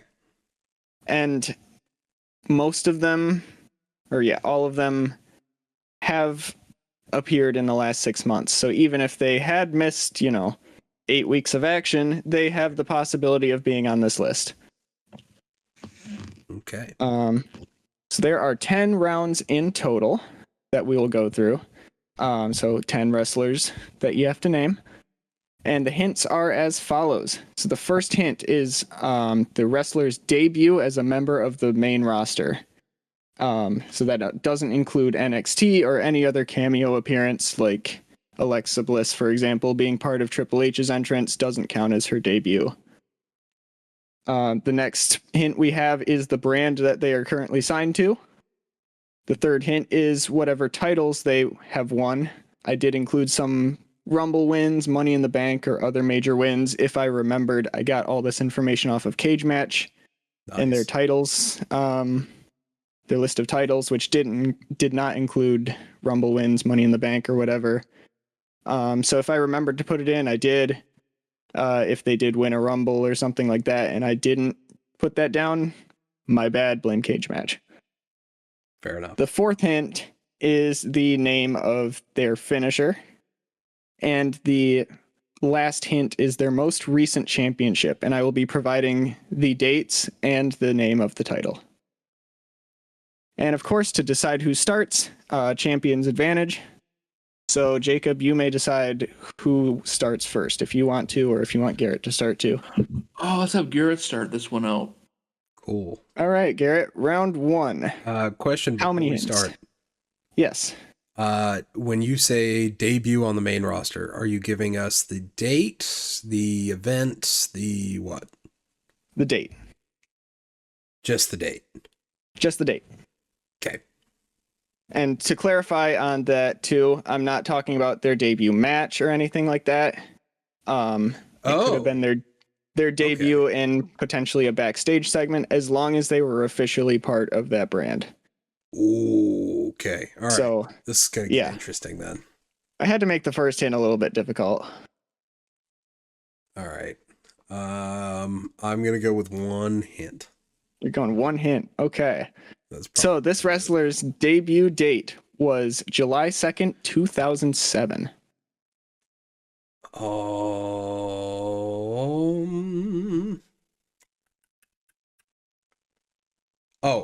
Question. Where do you stand on ECW being the main roster? To be totally honest with you, I don't know. I took whatever Google told me.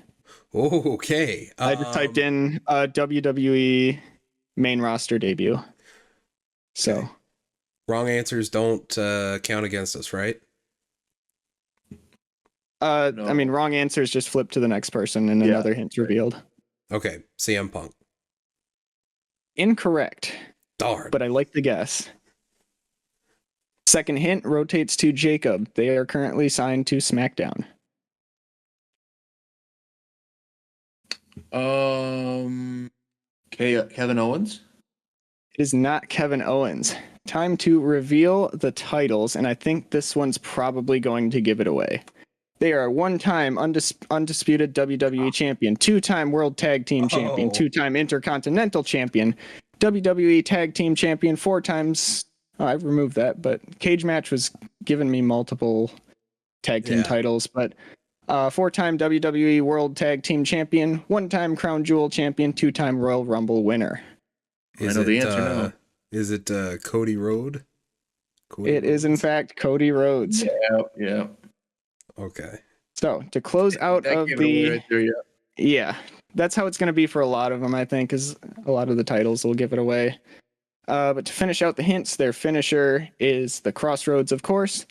And naturally, their most recent title was the Undisputed WWE Championship, running from April 7th, 2024 to April 20th, 2025. Dang. Yep. So that, I should probably write this down somewhere, but I didn't. So I'll make a list real quick. So that gives Garrett here? 3 points because there was 3 titles available, Oh, or yeah. 3 hints available. Yep. So there's 3 there.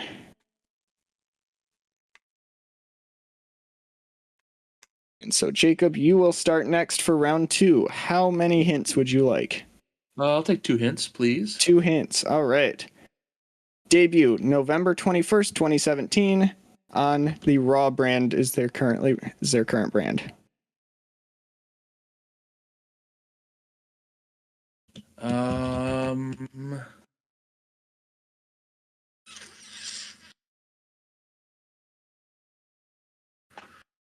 Ooh. Is it Liv Morgan? It is in fact Liv Morgan. Wow. Yeah. I got that. Good snipe. Yeah. So- yeah, I was just thinking that. Yeah. Had to get my 2 favorites as the first 2 rounds. Have to. That actually played into part of my decision making too. Like, put Liv Morgan here. What would Yeah, I Hudson figured do? I'd start off early. It's kind of easier, and then we'll go from there. We'll descend. So into to close- madness. Indeed.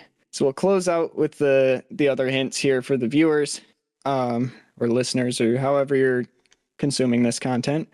So for titles, she is a 1-time WWE SmackDown Women's Champion, 1-time Women's World Champion, 4-time Women's Tag Team Champion, 1-time Money in the Bank, 1-time Crown Jewel.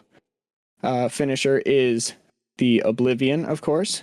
And their most recent title was the Women's Tag Team Championship from April 21st to the current. So they're currently tag champions. Round 3, Garrett starts us off. How many hints would you like? I'm gonna gamble on 1 again. Alrighty. I'm trying to remember who this even is. February 1st, 2021. Oh.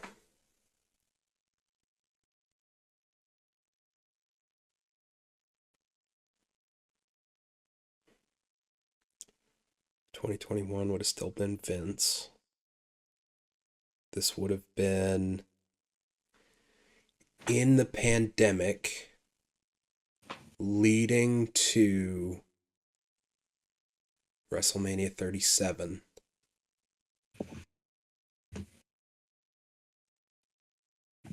Oh.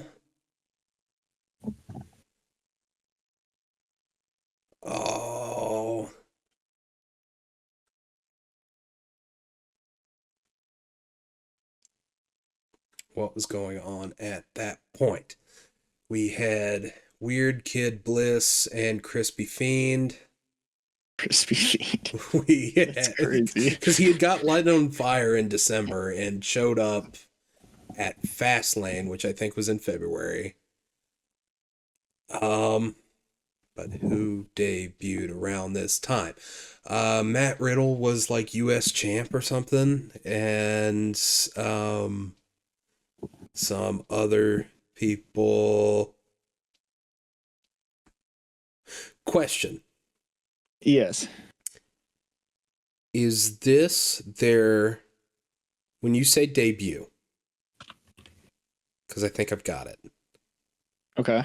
When you say debut, you mean their debut as a main roster star on the main roster, or their first? So take, for instance, if it was Stephanie Vaquer, which it's not. Yeah. Would her debut be this past Monday Night Raw, or would it be when she eventually gets called up? Confirmed, signed to the brand. Rhea Ripley. So no, Stephanie Vaquer would not be correct. It is not Rhea Ripley, but I do very much like the guess. They are on SmackDown. So It is February definitely 1st, not Rhea 2021 on SmackDown. Jacob? February 1st, 2021. SmackDown.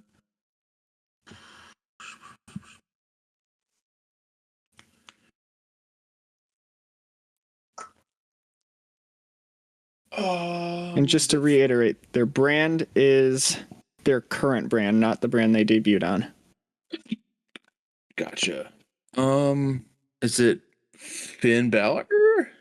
No, it is not Finn Balor. He is also signed to Raw.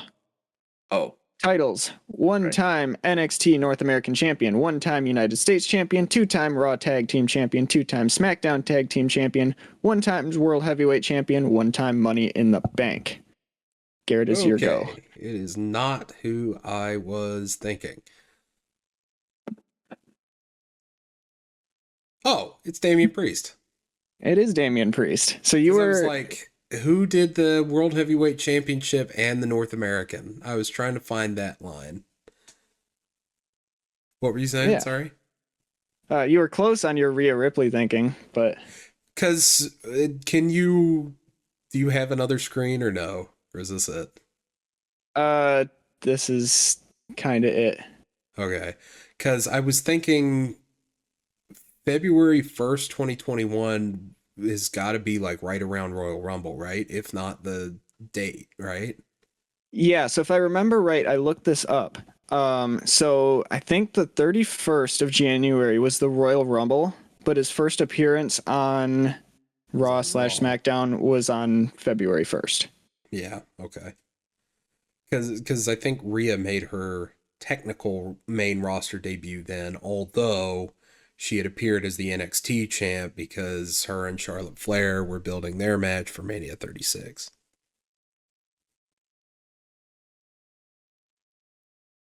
Perchance. All right, I'm done being a nerd now. Perchance. All right. Round 4, Jacob, it is your turn, right? Jacob's turn to start. yeah. 2. 2. You have January 22nd, 2008 on the Raw brand.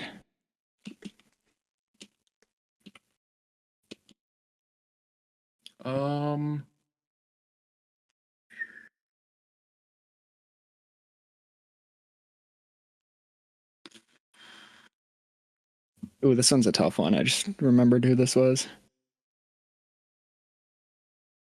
Dang, man. Raw. I have ideas. Nope, never mind. One of them just left. Raw. 2008 too, man. That's brutal. Is it Sami?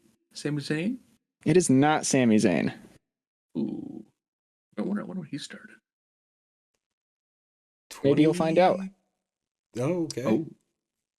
So for titles, 4-time Intercontinental Champion, 3-time US Champ, 6-time WWE Tag Champ, 7-time World Tag Champ, NXT Tag Champ, and 1-time WWE Champion. Ooh.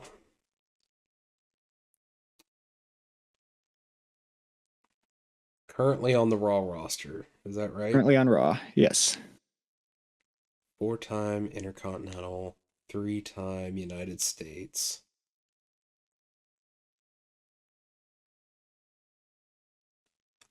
Kofi Kingston. Kofi Kingston is correct. Because I was doing the math on the tag team championships, and I was like, boy, that's a lot. That's almost a record. Uh-huh. Yeah. Yep.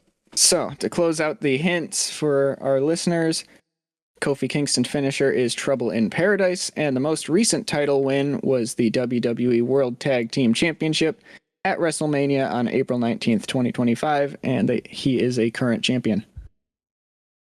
Yep. All right. Round 5, Jacob, Garrett's your turn to go first, I believe. Yep. Yep. How many would you like? 1 hint. 1 hint. April 16th, 2019. Oh.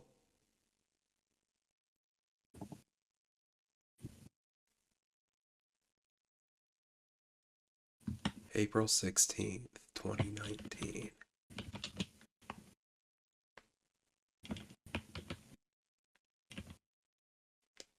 Jacob, you typing over there, Halls? Yeah, I was gonna say, someone cheating over here. I'm not looking up anything. I was typing something else, but I was on Discord talking. April 16th, 2019 would have put it in or around WrestleMania 35. Shot in the dark, Aleister Black. It is not Aleister Black, but I don't mind the guess because it is topical. All right. Jacob, it is your go. You now get the brand, which is Raw.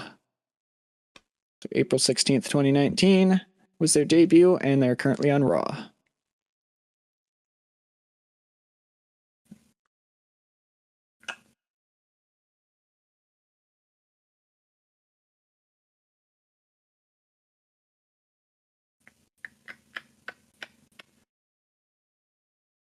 Is it Raquel Rodriguez? It is not Raquel Rodriguez, but that is a solid guess. That is a solid guess. Moving on to titles. So she was the women's NXT championship or champion, and is 2 times women's tag champion.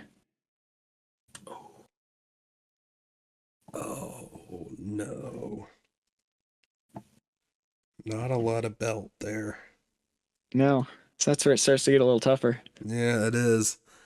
Okay. 2-time women's tag champ and an NXT women's champion debuting in 2019. Did this person ever win the NXT women? She had to, right? If you feel confident, shoot. How many times did she win the belt? The tag belt? Once at... Were they retaining at 36 or were they... Oh... Nikki Cross. It is not Nikki Cross. Darn. But that's a solid because thinking. she would have won a main roster. Darn it. All right. I'm sorry. Jacob, you're going to get your finisher, and I'm going to tell you right now, Garrett, you might be a little upset about this. Finisher is the insane elbow. Ah.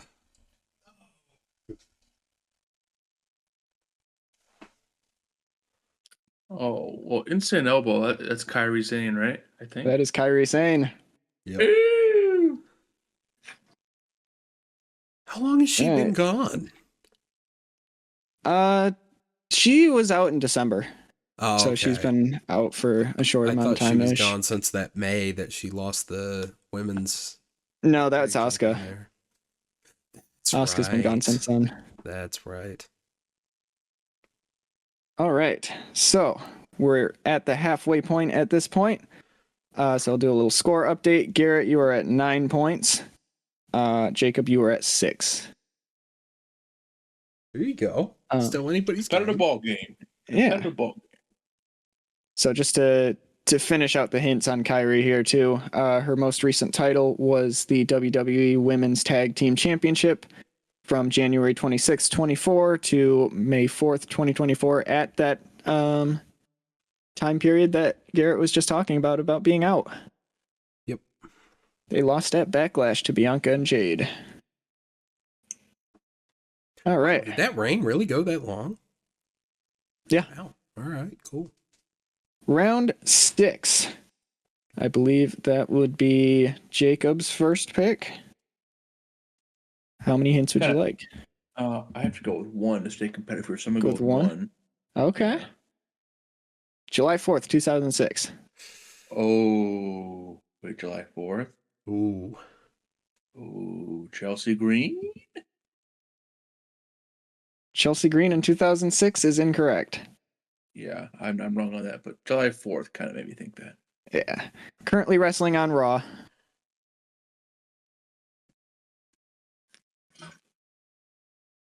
Garrett, it is your pick. It is. Definitely is. I got 2 names. You got 2 names. All right. CM Punk. CM Punk Okay. is correct. So was 2006 the was that the ECW? So you're asking me this, but I have no idea. I'm just telling you what Google told me. I think so. Oh, okay, all right. I'm pretty sure it is. But I don't know. So for titles, I have down 1-time WWE Intercontinental Champion, 1-time World Tag Team Champion, 3-time World Heavyweight Champion, 3-time WWE Heavyweight Champion, 2-time Money in the Bank. Finisher is the Go To Sleep, aka the GTS, and their most recent title was the WWE Heavyweight Championship from November 20th, 2011 to January 27th, 2013. All right. So next up, round 7. Garrett, it is your pick to start. I'm gonna stick with one hint. Stick with 1. July 26th, 2016. Sami Zayn. Incorrect. Darn. Currently wrestling on SmackDown. Jacob? Very wrong. July 26, 2016 on SmackDown.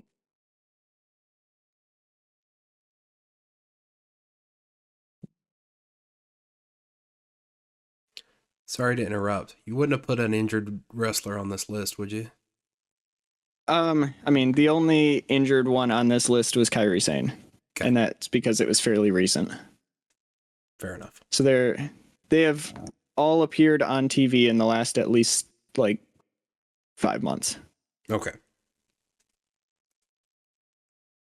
In the last 5 months. Okay, that's good to know.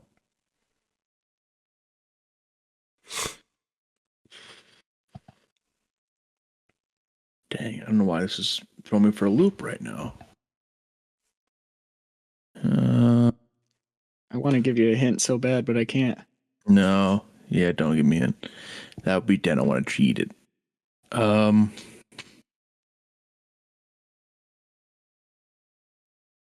Is it Seth Rollins? Seth He's Rollins on is on Raw. On Raw. Yeah. Raw. Is that your- Yeah, I'll that do your the guess? guess. I said it. All right. Titles: 2 times WWE SmackDown Women's Champion, 3 times WWE Raw Women's Champion, 3-time WWE Women's Tag Team Champion. Interestingly enough, a 1-time WWE 24/7 Champion and a 1-time Money in the Bank holder. Garrett, is your guess? Is it Carmella? It is not Carmella, and she hasn't been in the WWE in a hot minute. Yeah, plus I guess she's fired, isn't she? She's fired, yeah. Oh, no. Unfortunate, because you're going to be really, really upset. Yeah? Finisher is the Twisted Bliss or Abigail DDT. 24/7 belt? Yeah, I'll go into that in a second once I get an answer.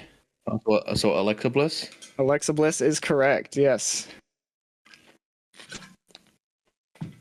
And her most recent title was the WWE Women's Tag Team Championship from October 31st, 22 to November 5th, 22. Okay. Can Spooky. you run me through the 24/7 win? In for, I do not- Yeah. 6 days? Yeah, 6 days. Oh my gosh. So that's another 2 points to Jacob. But it's even funnier because she had the 24/7 belt for less than a minute. Yeah, that sounds about right for that belt. Who? I don't remember should take who. it off of? I don't Probably remember. R-Truth. It was Nia that took it off her, though. She won the match. Nia slipped into the ring and took her out. I didn't know that until I was making this up, and then I was like, huh. I had to look it up. I was like, yo, what? What? It makes no sense. Yeah, It's like, how did she win the... Yeah. Yeah, That was... the 24/7 division was very interesting. Yeah, that was an odd one. Yep. All right. R-Truth did Next- great things with that, though. Oh, yeah. That's his belt. Indeed. Round 8, I believe it is Jacob starting out. I think Is so. that correct? Yes, 2. 2. March 22nd, 2021 as their debut, and they are currently signed to Raw. Yeah. 2021, eh? 2021. Huh. 2021.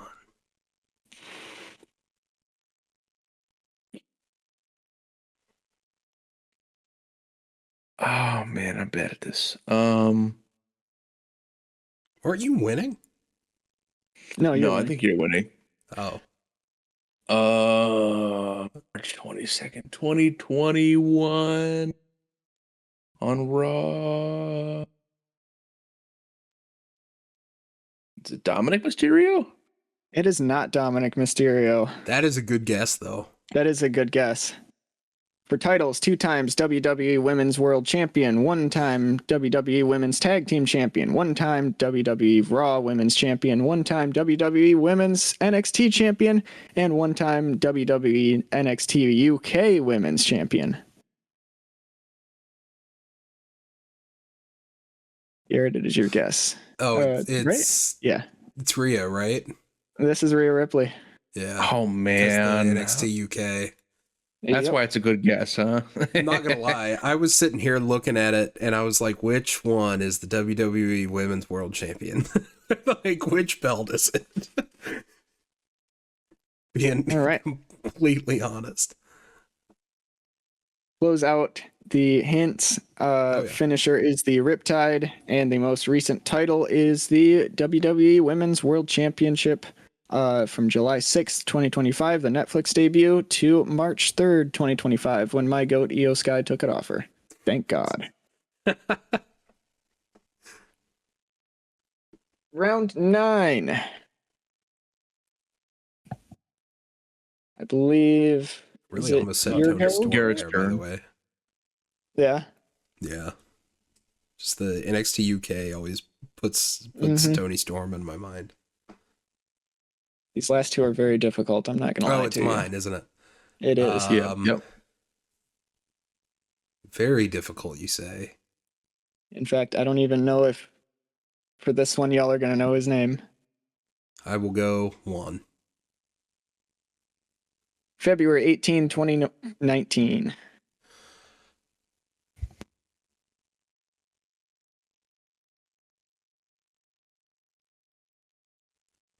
Huh. February 18th, 2019. Puts it about Elimination Chamber 2019. Currently an active member of the main roster, right? Yep. Okay. In fact, I'll even go further. They have appeared in the past week. 2019. This was about the point when I started getting really serious into wrestling. This would have been either at the chamber or in and around the chamber. Who were the 3 gaggle of bastards that the Shield faced? No, it wouldn't have been any of them. Because Rude was around for a while.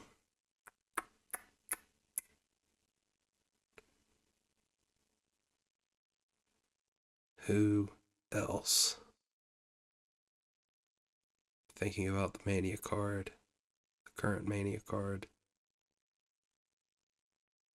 Drew McIntyre. It's not Drew McIntyre. Okay. Yeah, because he would have been like mid 2018. Yeah. However, they are on SmackDown. Is it the Miz? No, Miz has been around for a while. Oh yeah, he's been around for a long time. That was the name that was kicking around with the 2006, but it was SmackDown versus Raw. Titles: 2-time WWE Tag Team Champion, 1-time WWE NXT Champion, 3-time WWE NXT North American Champion, 1-time WWE NXT Tag Team Champion. So we got ourselves an NXT person here.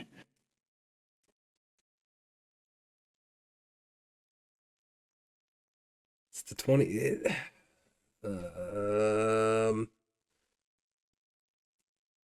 So they were in NXT when the North American Championship. They were in there long enough. Oh! You're counting that weird thing. Johnny Gargano? Yes, it is Johnny Gargano. Okay, so February 18th, 2019, this would have been Vince McMahon decided we need new blood on Raw or some stuff like that.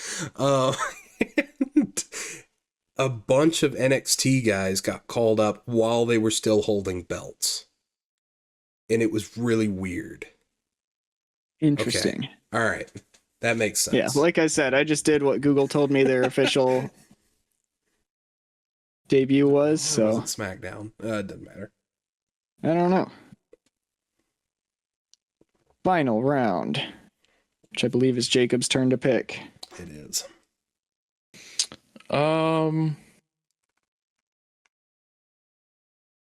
What's the score right now? You are currently unable to win. Okay, let's do 4 then. 4, all right. Debuting February 10th, 2018. Brand, Raw. Titles, 2-time NXT Women's Champion, 3-time WWE Women's Tag Team Champion. Finisher, the Kirifuda Clutch. Well, the Kirifuda Clutch. Shoot, I should know that. I picked 4 thinking that I'd know the finisher, but now I'm like, Is it Asuka? It is not Asuka. Wow, I blew it. Her finisher is the Asuka Lock. Most recent title, WWE Women's Tag Team Championship, May 29th, 23 to July 1st, 23.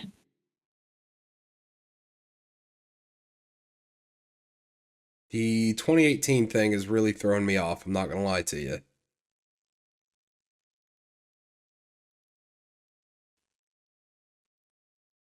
Okay, hold on. Kirifuda Clutch is Shayna, right? Shayna Baszler? Is that your guess? Yes. Shayna Baszler. That is the correct answer. Which takes our total scores. Let me do some math calculations here. Okay, wait a second. Hold on.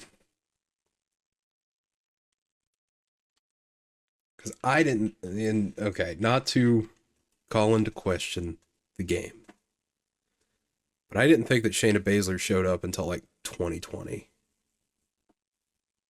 I mean, that's what I got from Google, so blame Google. Fair enough. Yeah, if I go Shayna Baszler, main roster debut, February 10th, 2019, made her WWE main roster debut on Raw. She made an initial debut on Raw, attacking the Raw Women's Champion, Becky Lynch. Scroll down a little bit. Hit the ask people also ask. What is that at? This thing. When did Shayna Baszler debut in WWE? 2017. Oh, that's going to say 2017 at an NXT house show. I could have sworn. Whatever. Doesn't matter.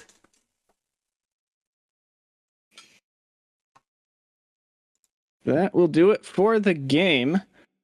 With the score, Jacob, you have 8 points, and Garrett, you have. Yep. Okay. Sorry.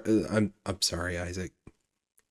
It's 2020. Don't you ever doubt the game master? I've got the results of Raw right here from the WWE website. I'm sorry. I mean, you still won the point, so it doesn't matter anyways, but... Yeah, all right. Fair enough. I'm sorry. I mean, you can see it right here. They're telling me February 10th, 2019, so... Yeah, but... I wasn't going to do any more digging than that. It's Wikipedia, too. Which I know really helps my credibility, but...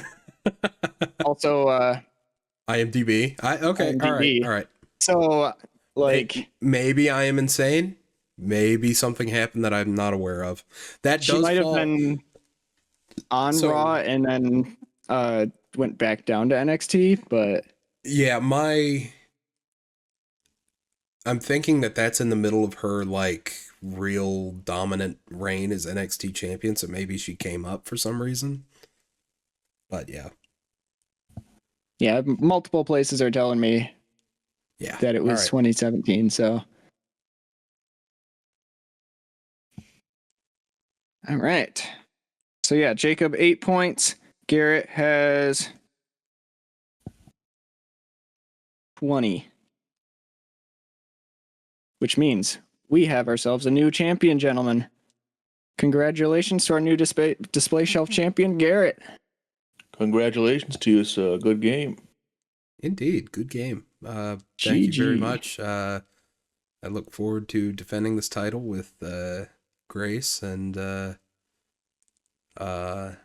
decorum and whatever else. My goal is to be the longest reigning display shelf champion. Currently the record is what, 2 weeks? Yeah, I think 2 Or- episodes. I think 2 episodes. I think have we all been dethroned in a row, haven't we, or no? This is Garrett's first title, I think. This is. But I think I got it last time and then I lost it, and then did Isaac get it and then lose it, or Yeah, I won it episode 1, and then retained it episode 2, lost it episode 3. oh, you did? Okay, Yeah, that's it. Okay. Yep. So that's right. Yeah. my, Well, I got my to think of a goal- game. Indeed. Indeed. My goal is for to become the longest reigning display shelf champion. And yeah. As the number 1 contender next episode, I'm coming for you, Haas. It'll I be know you are. the I know you are. it'll be like the Cody Rhodes reign that we've never seen before. It'll be like the legendary run. Bro's gonna be Roman Reigns. Yes, That is the goal. and then I'll have to think of a game with about chairs, and then we'll beat Roman Reigns. Oh, there you go. Indeed. His weakness, chairs. So, side note on the Rhea Ripley panel, that was originally Zelina Vega. Oh yeah? Yeah, but then I looked at the thing and it was like, oh yeah, we're gonna talk a lot about Zelina Vega winning the U.S. title. So I can't go into there being like, oh yeah, by the way, she's a women's U.S. title. That's not Chelsea Green. Right. I was like, all right, well, time to change that up. To be fair, I don't think Selena hasn't won any other matches, has she? Or any other titles? Gosh. Not a singles title, but she has a She have a tag? She has a tag with don't remember who it was. Is it yeah, I don't remember who it was. Zoe Stark. ... question mark. I don't think it was. I think it was Booker T's wife. What? Which is crazy to say. But I think that's what Cage Match was telling me, because Zelina is the Queen of the Ring. Oh, it was Zelina. Carmella. Oh, it was Carmella. Okay. Yeah. So kind of not Charmel. Same vein in terms of names, I guess. Yeah, they rhyme. Yeah. Yeah. So that's right. I forgot about that team. yeah, once she became U.S. champion literally 2 days ago, I was like, all right. All right. Well, I'm gonna have to change that. Oh yeah, most recent title, the Women's United States Champion, yesterday. Last week. That's why I think I put in the group chat. All right, game's ready, barring any kind of crazy changes on Friday. Crazy change. Of course, my initial was the another tag champ for DIY for Gargano, but Oh yeah. yeah. That So unless there's has been a podcast, hasn't it? it sure has. Next week. Did we decide what we're doing next week? Or next time on the Display Shelf podcast? I think we ran through a few ideas, but I don't know if we've come to a determined topic. Next time on the Display Shelf podcast, we will be doing something. Something. With a game at the end. Find out. Oh yeah, About something. there's always a game. A game that I will create and cultivate. We appreciate it. Indeed. My pleasure. Yeah. Make sure you follow us on the socials. Instagram is at Display Shelf Podcast. Twitter/X is at Display Shelf Pod. We'll be posting updates about episodes and kind of whatever else we want to talk about. So make sure to keep on that. If you're on Spotify and listening, we also have a YouTube account for podcasts and such. It's just Display Shelf Podcast. And then same deal if you're on YouTube to Spotify. Spotify is Display Shelf Podcast. We appreciate you listening. Gentlemen, any last closing thoughts? Well, it's been a pleasure as always. A great episode, great game, and lots of good topics to talk about today. And looking forward to the next one. We'll be officially at episode number 5, which is crazy. That's a big milestone. It is. Especially, It is. yeah. Yep. Indeed. John Cena still sucks. Based. Bingo, yep. And thank you for listening. Thank you for listening. Thank you.